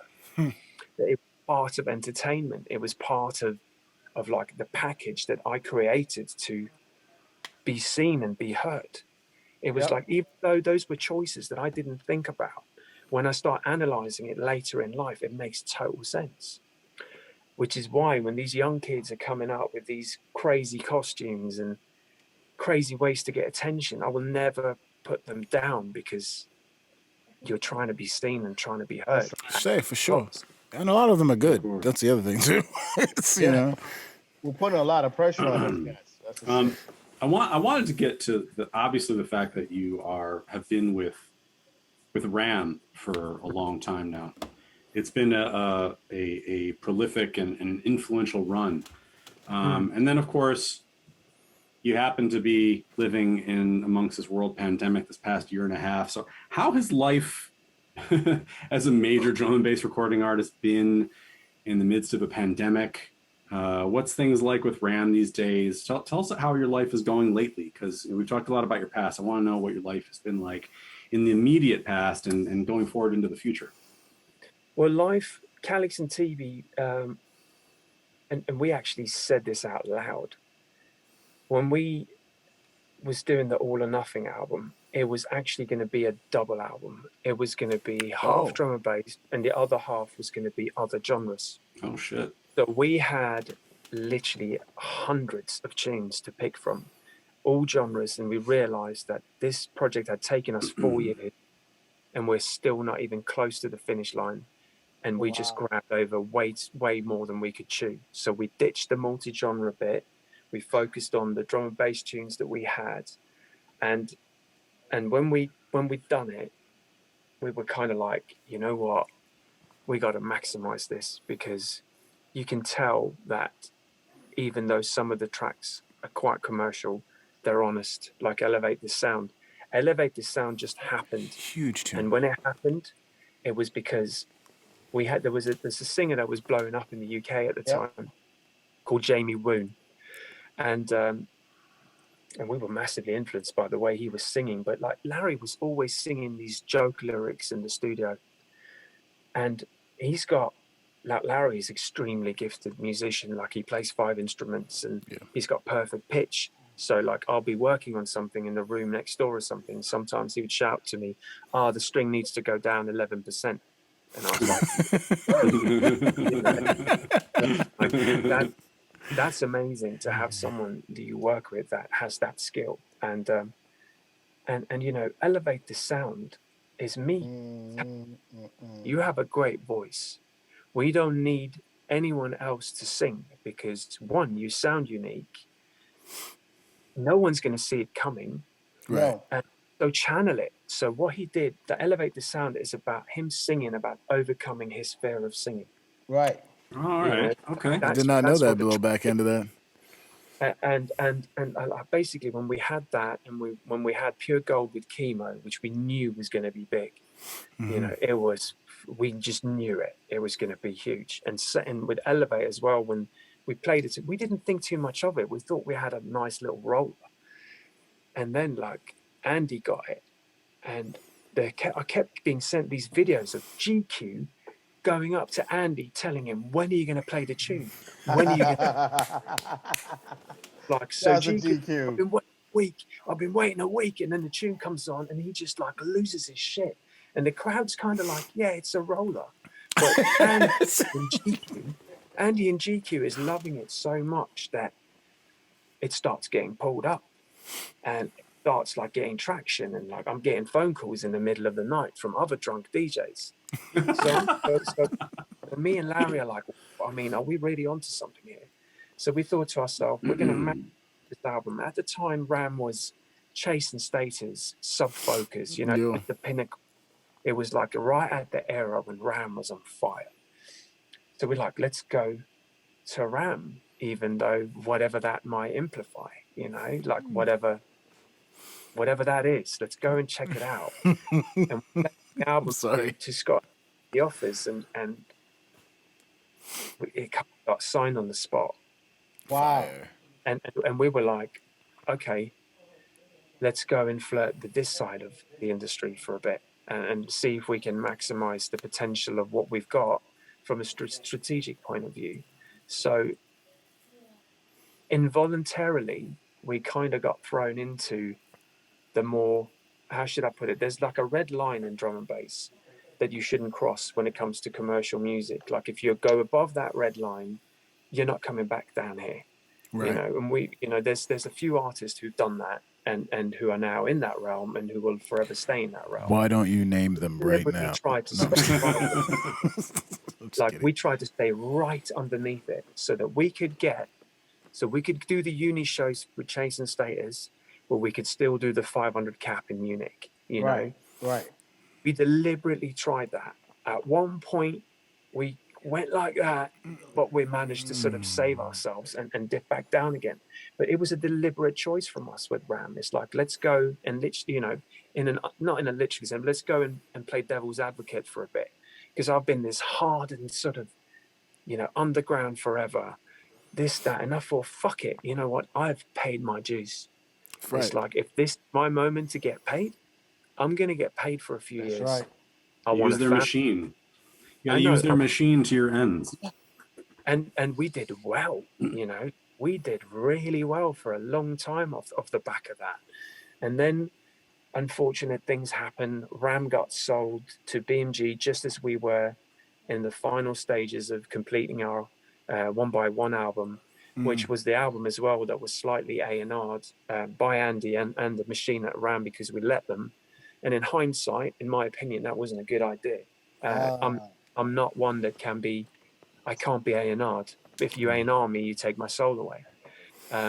And that's why I don't try and do that with anyone on my label either. I just offer guidance, and that's it. I think the creative process should be the individuals itself. It shouldn't be influenced by anyone else. Anyway, side story. But so what happened was we got really busy. Like there was 10, 12 shows a month. Right. I was flying all over the world. Just after we moved to the UK with my son, he was 1 when we moved, and my missus came with me from so brand new for them. At the time, we didn't know that my son was quite ill. So when it was away, it was like constant messages from back home about him not responding how he should, not sleeping, like waking up 30, 40 times a night. We couldn't figure out what it was. We didn't until he was 3. Turns out he had silent reflux, so he kept getting acid reflux up in his lungs every night. So they would burn away the tissue on his insides. Right. So he would get up to catch his breath. So when he got on medication and started sleeping, we're like, oh my God, you know, we can actually like have our nights back or have some sort of life. But the kid was still not responding. And turns out he's autistic. So it took a moment for him to land. But I mean, now he's good. He's good as gold. He's just different, but in the greatest way. And his diagnosis as well, just so that I've said it, is emojis in the chat for progress and love. Come on, y'all. Yeah. And they basically, you know, like his condition is called child autism. So he copes so well that eventually he won't be able to notice. Plus, he's got a few superhuman traits, which I fucking love, which is great. But anyway, that was on top of all the traveling, and me and Larry started to get worn out. And when we were home, it was never a day off. You have to continue that amount of music to stay relevant. The push from the label was there, the push from the promoters to constantly have content. You got to have new things out. And both of us started going on autopilot, and we started writing music that we knew would work. And that was the only thing we started thinking about, was like, how is it going to work? It wasn't about I want to write this amazing piece of music. It ended up being like, how is this going to work? Who's going to respond to this? How's this going to smash up, you know, a Blackout or, you know, Fabric? And that became the world and the reality for many years. We got sucked into the center of the game, where there's some, you know, we all know that drum and bass in most cases is not going to make you rich. You know, like it just hasn't got. It just hasn't got the you know, the machine and the backbone of like business techno and house and stuff like that. It's not. It's too wild in a sense. It's too pure in its art form still to appeal to everyone and their mother, unless you go down the singer-songwriter route. But that thing and the money that we were making from these gigs, it became all about, I'm not going to lie, it became about the money. It became, how much is the fee? That was the deciding factor whether we'd do something or not.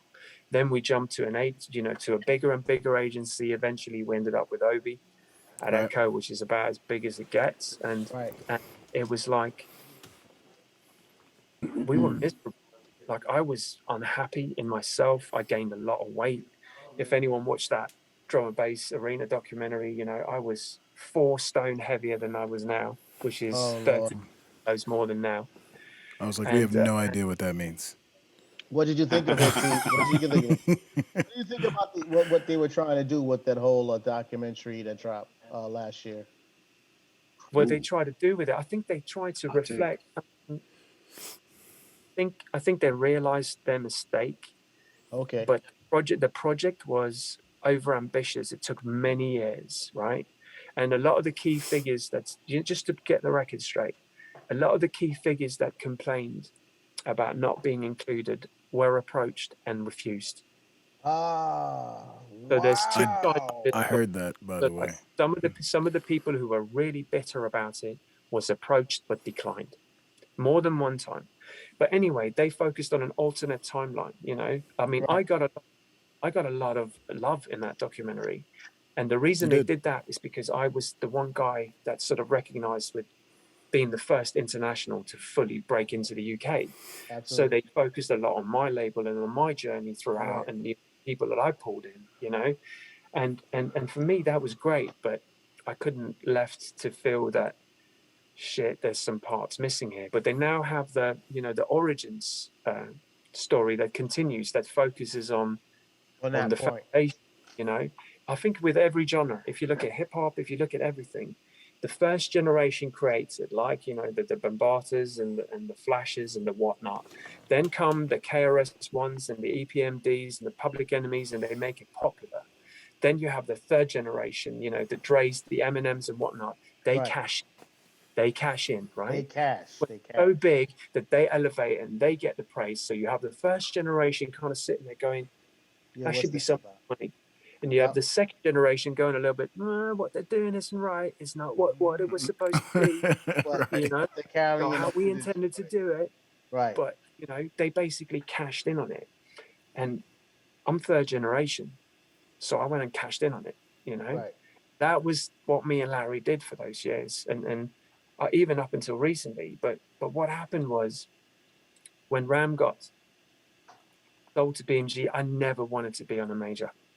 It is the furthest from anything I wanted to. I was very unhappy about that. All right. All Right. right. I'm So very unhappy Wait, about let it. him before talk. you begin that, Let, I want to like, so there might be a few artist heads that might be in the chats.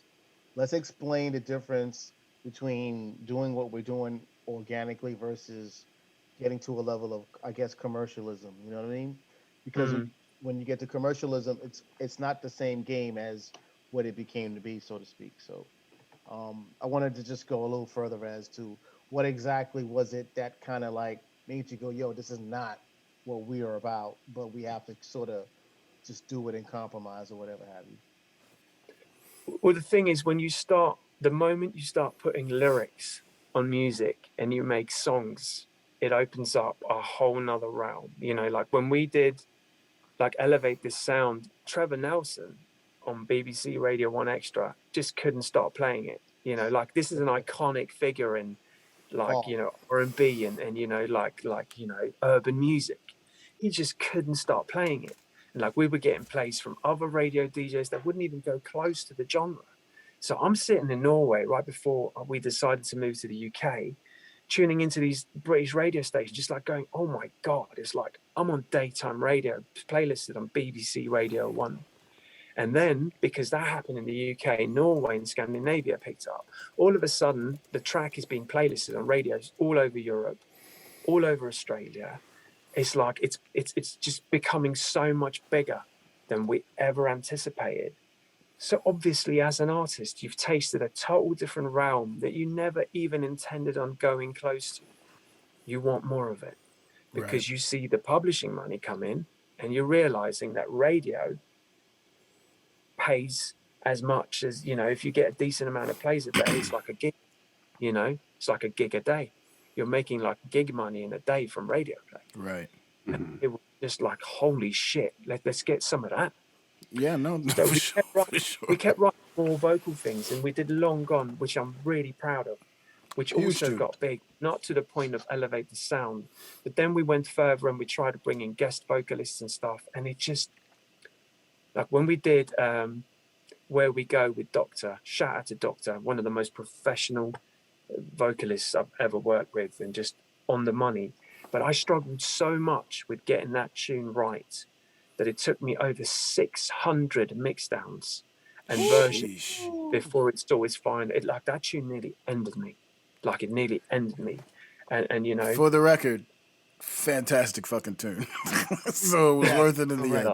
I agree. I don't. I can't speak Where for we you if go- it was worth it, but goddamn, that's a great tune. Go ahead. But it was also emphasized as like, where do we go from here? Because where we go, it was like that tune nearly broke me, and the lyric itself is just a reflection on, you know, on just how much it took out of me to try and balance. And you know, shouts to Larry as well, obviously, but I was the one battling that mixed out, and you know, getting all of those elements to sit in a way where it would be something that Andy Mack would play on the radio, yet it was something that Andy C would open with. So Right. so the mind games I was doing at the time was only thinking of perception, while how I could potentially leave a tiny bit of myself in that tune and like stay true to the origins of our culture. And I think that tune kind of balanced just on the right side of wrong for me, you know. Absolutely. We did another tune on the One by One album called oh, what's it called? No, it's not the one. I can't remember the name of the tune. Jesus Christ. Takes one to know one. Ah, Got there a you go. couple decades in the game, bro. Don't feel too bad, brother. Yeah, You made a takes lot of one to tunes. know, which is kind of like a feeling, you know, a tune where Larry sings more about emotions and about breakups and stuff. And it's like, it was something I never expected us to do. But that tune was a beautiful sort of liquid roller. But due to the A&Ring, it got flipped to be a club tune. And that tune, I think, did more harm than it did good for us. That was the one moment where we fell into the wrong side of right. So apologies, loving that tune. I hate it. I was gonna say I like that tune, but go ahead. So it's like round about that time, it was so overpowering to try and stay prolific to the sense and keep up with the fees we were getting, because you know, when with the fees comes the lifestyle. There's no denying that. Absolutely. You know, like when you go to the airport, all of a sudden you're not going to Pret to buy a sandwich, you're going to Rolex to look at watches. And it's just like, that was a world I was never able to take part of. And I loved it. I straight up loved it. But that love faded relatively quickly, and it became about something else entirely. And up until right before lockdown, I was on the verge of a mental complete meltdown. Like, I was exhausted. I was done. I was done with this. I was done with the bullshit about the billing wars, about the politics that most people don't know about, that goes beyond the scenes, about certain agents controlling, Right. about certain fucking events trying to dictate, about, you know, about steering the culture in a way that I'm not happy with. And I'm at an age where I've been around for, you know, in this culture for like 25 years, and it's like, it didn't sit right with me. So I was ready to walk away. And then lockdown happened. By the way, you were mentioning this before we went on the air. So how lockdown obviously has sort of changed your priorities. It's changed everything. Okay, so talk about how it has changed you and how you've lived within it. First, when lockdown happened, I just on a 2-week ski trip in the Alps with a very dear friend of mine, Jono from Above and Beyond, the big trance act. He's a very good friend of mine, and we'd had the most amazing 2 weeks in the French Alps. We were literally the last ones to come in to the UK before they just shut the country down. So I came back home, having spent 2 weeks in the mountains, reconnecting with one of my biggest loves in life, which is backcountry skiing. It's what I grew up doing in Norway.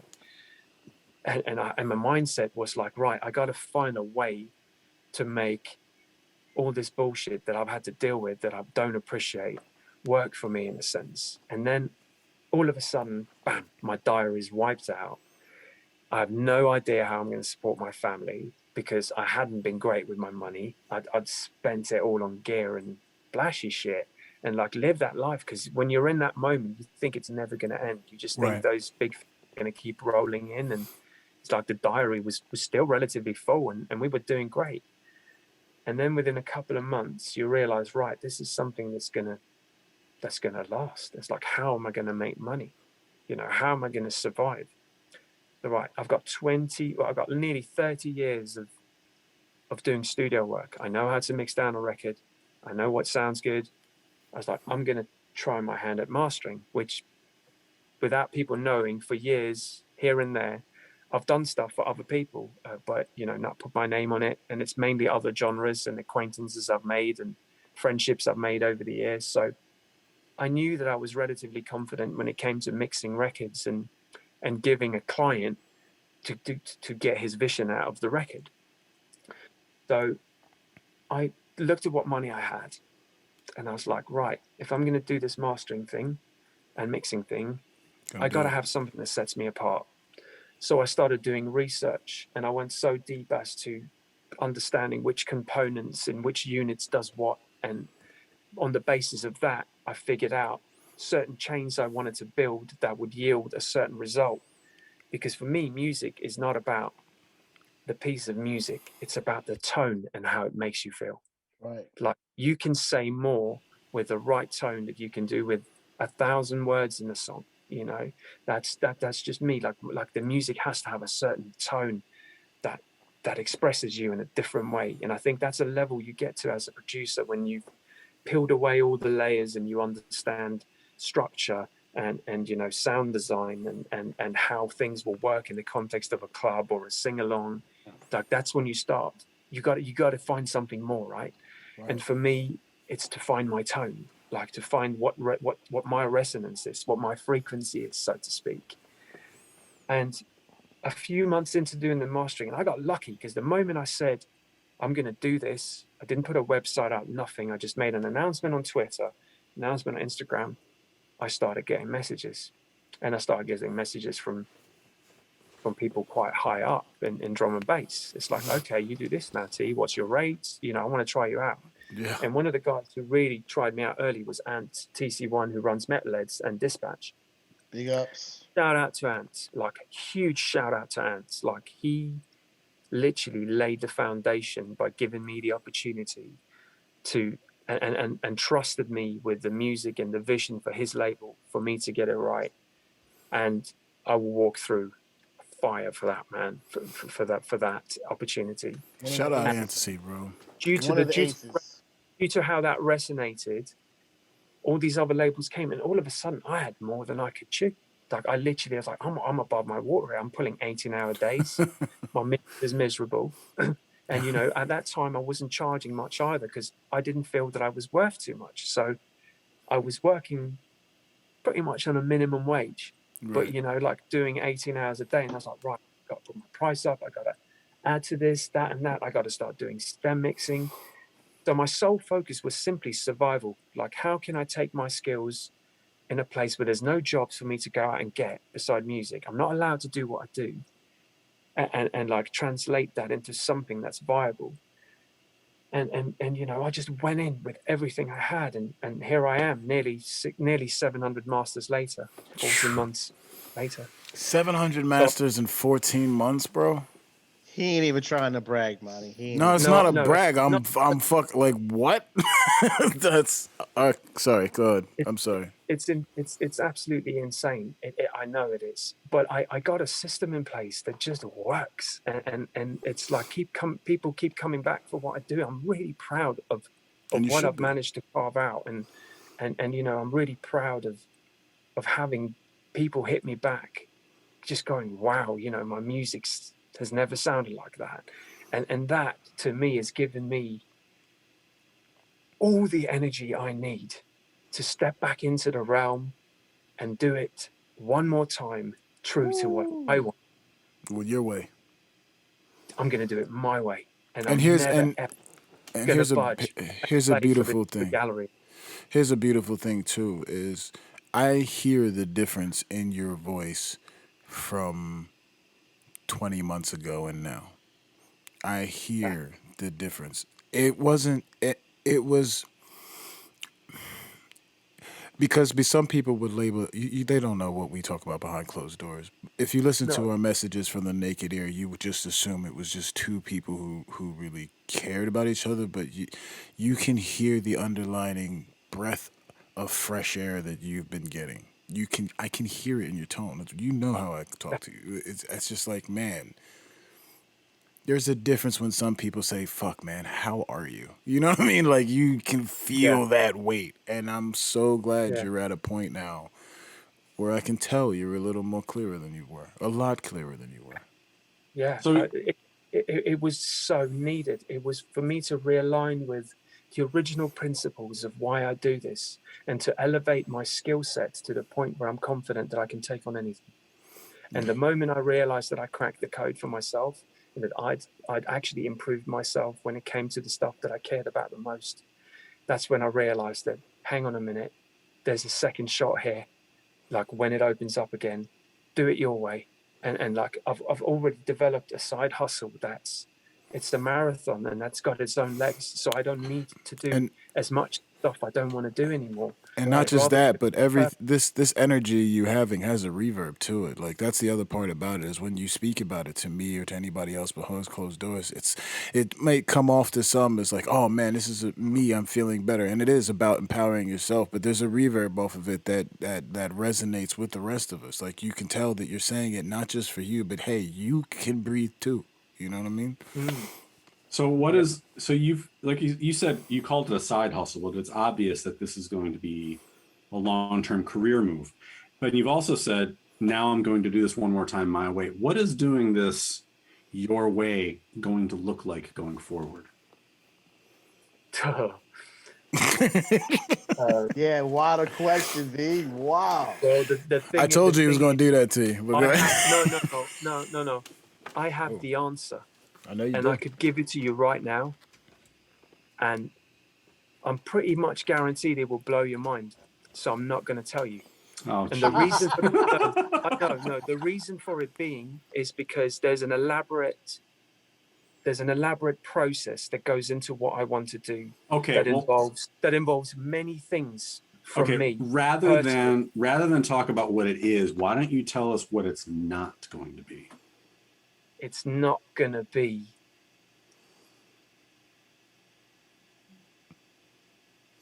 The Zoom froze, everybody. We're all no, good. It's it's okay. not going to be. This is It's the not first going to time be. you've been speechless. No, because I'm I'm a guy who never really thinks about. I don't think about, if I've done something wrong, I don't dwell in it, and if I've done so, yeah, I shed it, Oh, we're because I not can't. talking about doing anything wrong. No, No, it's no, no, it's. no.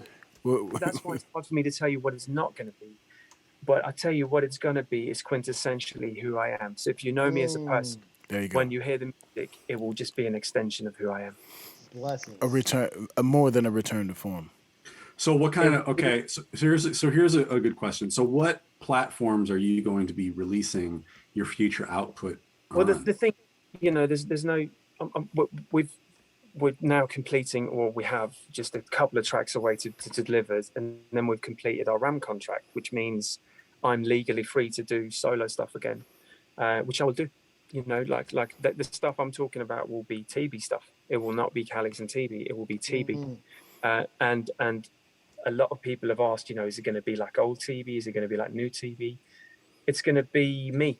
It's going to be me, and like there's multiple layers to this. Like, I have music across the board in all kinds of genres that I've Right. made, that's just sitting there, that's ready to go, but it's not TV music. Like, TV music has to mean something, it has to stand for something, and it has to be an entity within this whole crowd of, let's face it, people jump on trends, right? And like, a lot of people tend to sound like someone else, and I Right. think that's also part of the process of finding yourself as an artist. I know who I am now. I know what I want to sound like, and I know what I want to represent, and there ain't no one that can do that with me. There you go. Jesus Christ, what are we doing I tonight? like that. I Killing like it. that. Crushing So it. do you think? Do you think? The Do you chat. think So that you you're- know, so you know, the chat is ecstatic. Yeah, Yeah. it's the chat. The chat they're is inspired. extremely happy. So Right do you now. think you're going to take it upon yourself to try to release things yourself, or are you going to work Yeah. with other labels? No, I'm gonna do both of that. I'm gonna work with the labels that I want to be affiliated Emojis. with, and the OGs. Like today, for instance, I've just signed a Metalheadz release. Yes. It's like so there's a few boxes you kind of got to tick, and pay respect. You got to pay respect. You know, Metalheadz was massive for me. Anyway, that's beside the point. But like I am in this lockdown as well. I've built up a team of artists for Subtitles, and we're just now relaunching Subtitles 2.0, which was going to be in 2020, which was the 20th anniversary of my label. But we, due to the pandemic, we're bringing it back now. And I've also had an intern that's been coming in and out here for 3 years, who was like me. I ignored him. He kept hammering on my door until I would open up. He would refuse to give in. He just won the Dub Wars, this competition. His name is DK. So that's my boy. Shout out to DKN for smashing the Dub Wars up. There's other guys as well. There's a guy who's been for a long time who's called Insomniacs, who did stuff on Viper, other labels. He's now called Ollie. He's now called Myriad, and he is He's literally like he's making music that sometimes make me question my own choices because it's that good. Wow. That unapologetic and full of culture and full of progression that I cannot wait to unleash it on the world. And you know, he's been there since the birth of rave. He knows everything. He's just never had a shot.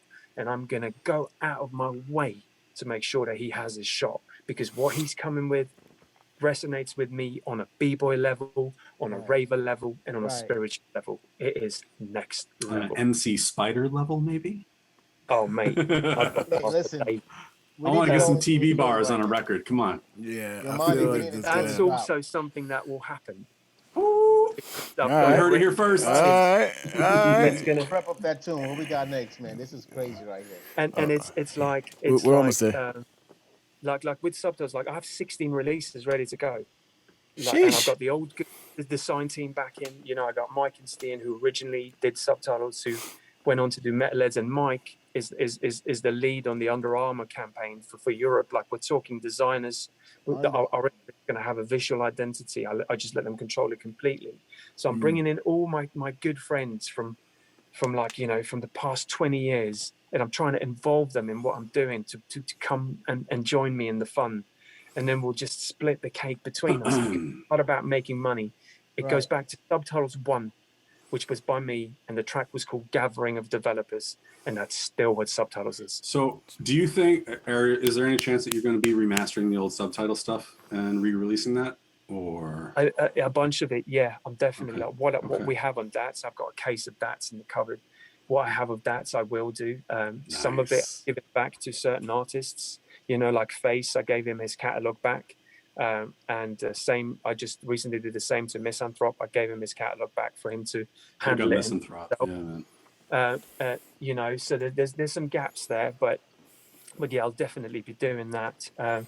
But I'm very excited about where the label's going to go, because I think the team that I'm building and the people that I want to surround myself on the label it comes from the same mindset, and we've got such a group of people. We help each other out. There's no competition. It's about everyone's. It's a bit like, you remember that from Mike's and Men, that Wu-Tang documentary. Yep. Dreamville documentary as well. We're so much stronger together as a group, and everyone's going to have their moment to shine. And the moment everyone started stepping out, it fell apart, right? Right. With what I'm trying to do here is like, we're not going to make it fall apart, because what I'm trying to achieve as well, I have aspirations beyond this music, beyond club music. Like, I want my stuff to be on Star Wars, you know, like how that shit is expanding and that universe is going on. Fuck me, I'm going to get a piece of that. You know what I'm saying? Because I love it. And it's like, I want to be affiliated and associated with producers and engineers and musicians that can have the skill set to move way beyond club culture and sound clashing. Like, you know, I'm 45 this year. I've got approximately 10 to 15 years left of wanting to tour and do gigs and stuff. And after that, it's something else, you know. So I'm building for that too, in all of what I'm doing. That being said, Larry is my brother. Oh yeah. Like, Calyx Teebee is not going anywhere. Like, it will always be there. Like, we have other side hustles too that no one knows about. That's in other genres that we have been sort of like molding and baking for like over a decade. even when we went into the first Ram meeting, and Andy will quote me on this, he even said, I'm excited for what comes after. Because we played in some of the other stuff that we had back then in 2011. And you know, it's other genre stuff. And in this window as well, like one of my best friends is Joker, the dubstep guy. Yeah, man. Right. Like me Legend. and him spent 2-3 hours a day on video chat, nerding out about gear. And shout out to Joker, man. I wouldn't be sitting there with all this gear if it wasn't for him, because he was Shout out. obsessed. And yeah, as you can tell by my voice, I can't say enough things. I'm just so excited and realigned with, I feel like I did when I was a kid and starting out. I feel the same love, and I have a mission, and I don't know, man. I'm just fucking passionate about it again in a way that I thought long lost. It's good. It's good. So I actually I have another tune that I've Yes. given, and I was going to say, why don't you tell me about that real quick?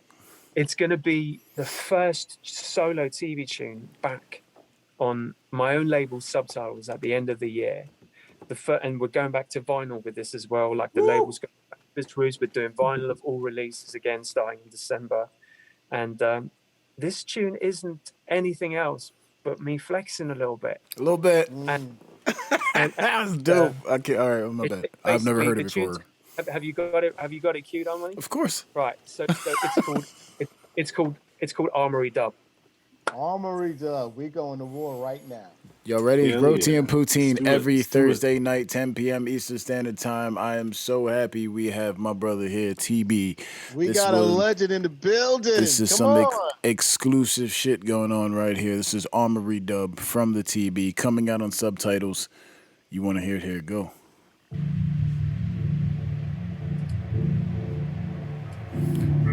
Roti and Poutine every Thursday, 10 p.m. Eastern Standard Time, 7 Pacific. The track, The Valiant, Your Mighty Reign, special guest TB. Wow. Rap team in the chat, hashtag rap team, Sugar Brat MJ. I'm talking so you motherfuckers don't steal shit.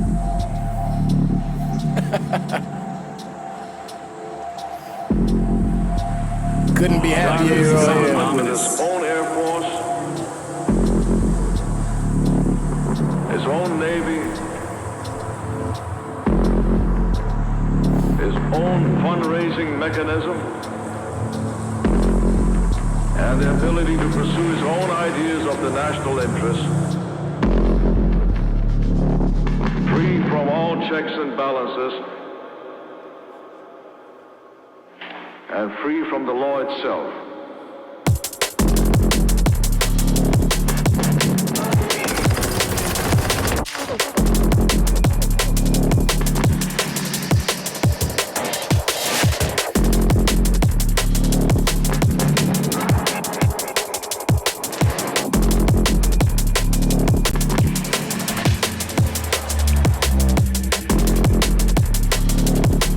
Roti and Poutine every Thursdays, 10 p.m. Eastern Standard Time, 7 p.m. We right here, twitch.tv/Almighty Reign. Sheesh. Y'all know what to do. Emojis in the chat, emojis in the chat.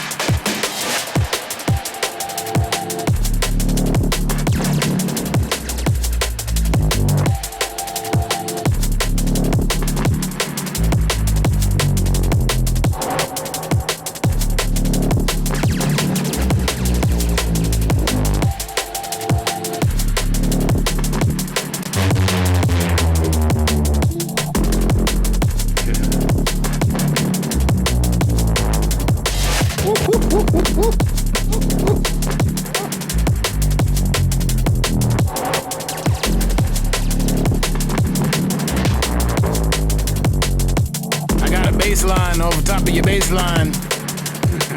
Shit's still clean. Fuck off. T, you're muted. You're muted. Oh yeah, you're muted. Yeah, let's wind it down here. Oh yeah, for sure. Okay. Let's just stop. Just stop it abruptly. just rude as fuck. That was So basically, Who the that's fuck? just, Wait, stop. Who does that, yo? Who's like, I'm gonna put a bass line, and instead of a top line, I'm gonna put another bass line, and then I'm gonna just like that's just It's rude. a little, yeah, it's one of many, and I'm you know, excited. all of these years as well touring, like obviously Calyx and Teebee was super time consuming as far as writing music, but my label manager Chris, he would religiously come to me like once every 6 weeks or something, and he came on the sole purpose of trying to snatch me out of my funk. So he would bring an idea or a movie or a book or a poem or a skate video or like something or like a documentary about graffiti, like anything. And he was like, after we'd had a chat and like been in that realm of something else, he was like, why don't we go into the studio T and we just channel some of that into something that is supposed to be fun for you. So all of these records that I've built over, like that I've made, that's going to be, well, I've turned into my solo project, are stuff that I've written over the past sort of 10 years in hotel rooms, airports, uh, with Chris here in the studio, like in moments when I'm free from any sort of obligation or preset notion of what I need to be and what my career is.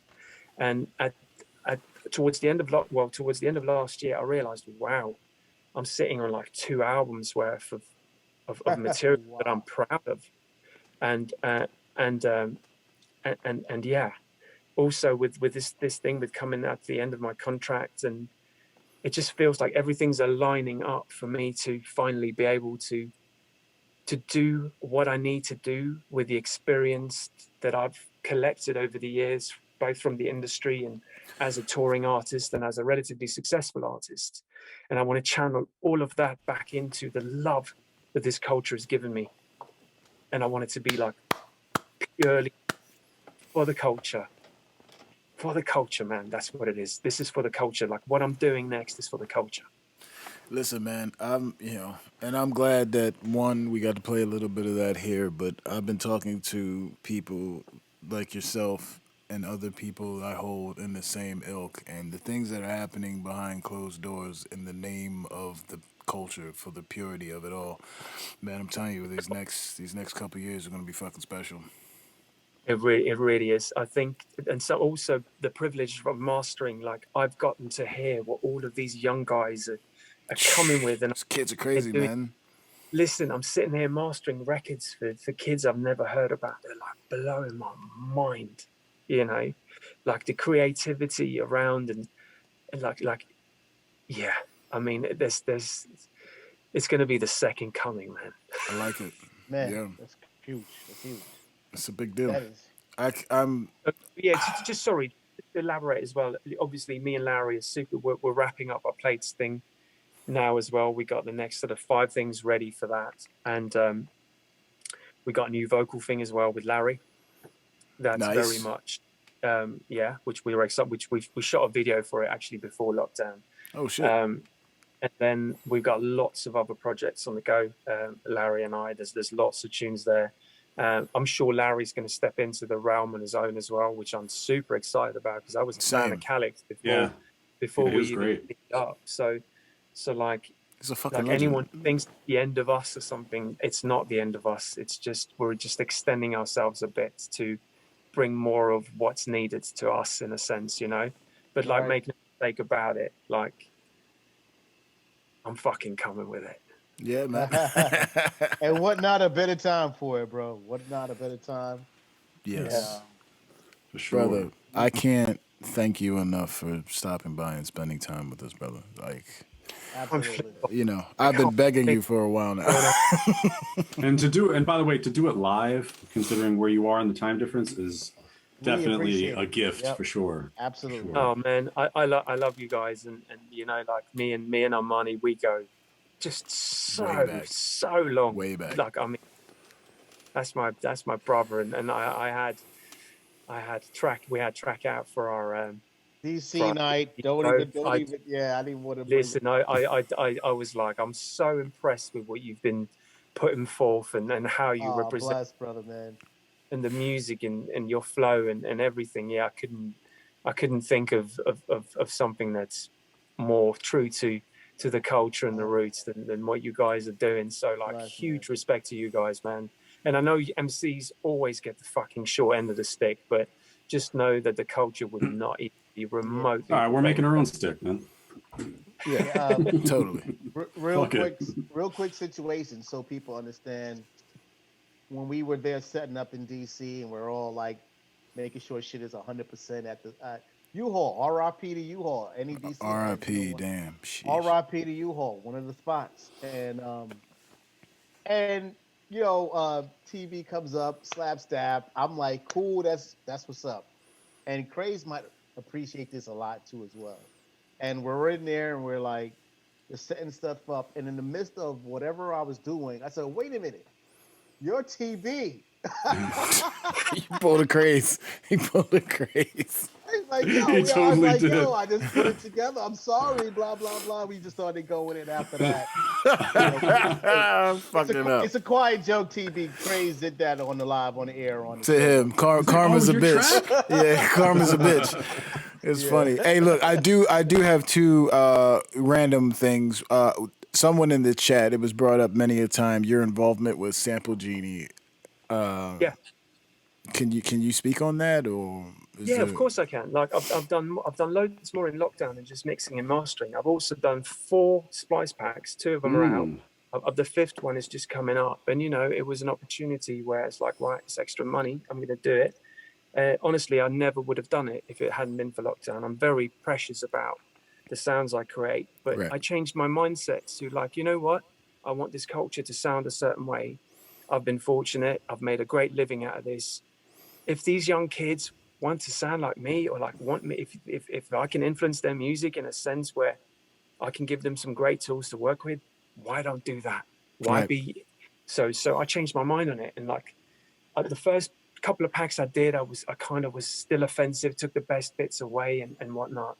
And then come to the ones that are not released, I just went all out. I literally, like, all of the stuff I would put in my own records. And I'm very excited about it, to just literally like give people tools to make music from, because ultimately our culture comes from sample-based music. Absolutely. So why not?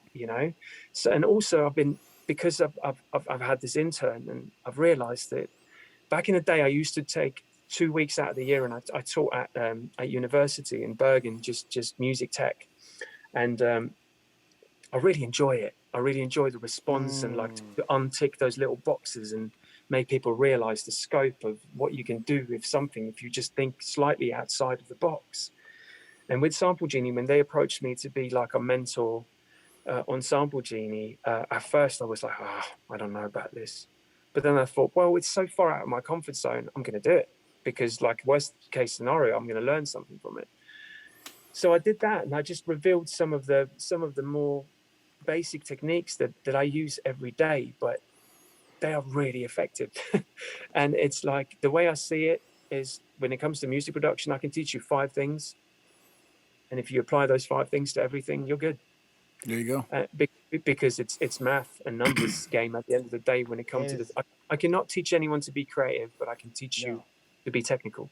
That's right. And that's something I want to follow up as well. There's a long-term plan to create the Sub Academy, where I want to take on 2 or 3 guys a year and mentor them, and like help them achieve what they want to achieve. I just basically, man, I'm at a point where it makes me feel good to just kind of give back and like share the wealth that I've been so fortunate to get. So whether that's teaching on my label on Subtitles, or like, mastering, whatever it is, it's like, I'm just in a really, really positive space and extremely excited for what to come. Let's go. My second question, and we're going to sign off with this. Since you're doing a lot of teaching, are you going to teach anyone Kung Fu, or? Yes. Yeah, I am. Are you really? Yeah, because I'm back to doing that as well. Nice. So once all the system is back, once all the system is fully ingrained in me again, I will go back to that. Not only because I need to teach my son. You True. know, There you go. Very good point. what it's done, because I've got ADHD, so does he, on top of his autism.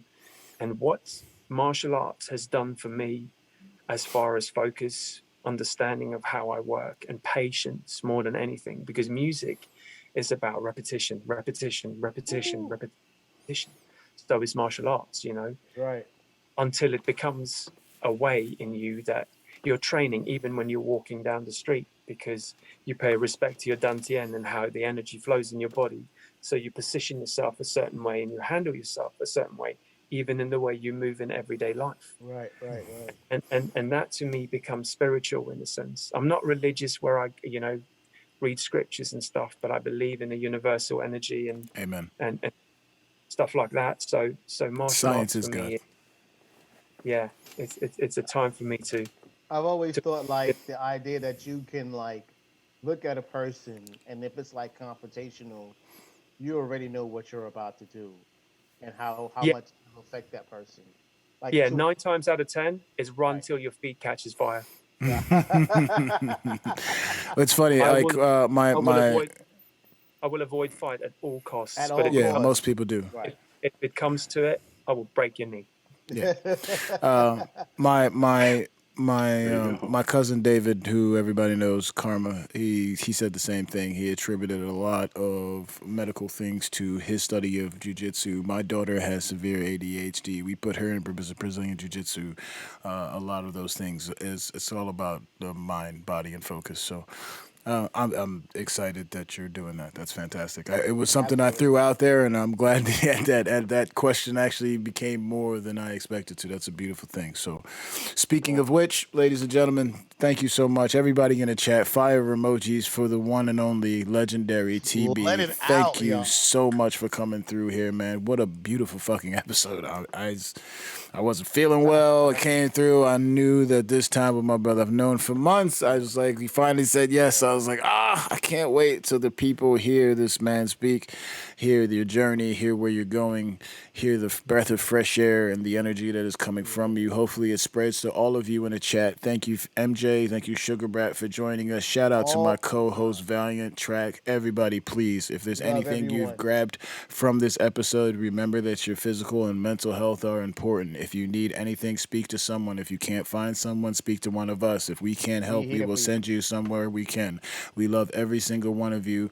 We are slowly turning the corner to getting back to a better reality. And it takes every single one of us to make sure that that reality is what we've been talking about for the last year and a half. Let's not go back to the old world. Let's create the new world. I love each and every single one of you. We will see y'all next time. Please take care of yourselves and fucking each other.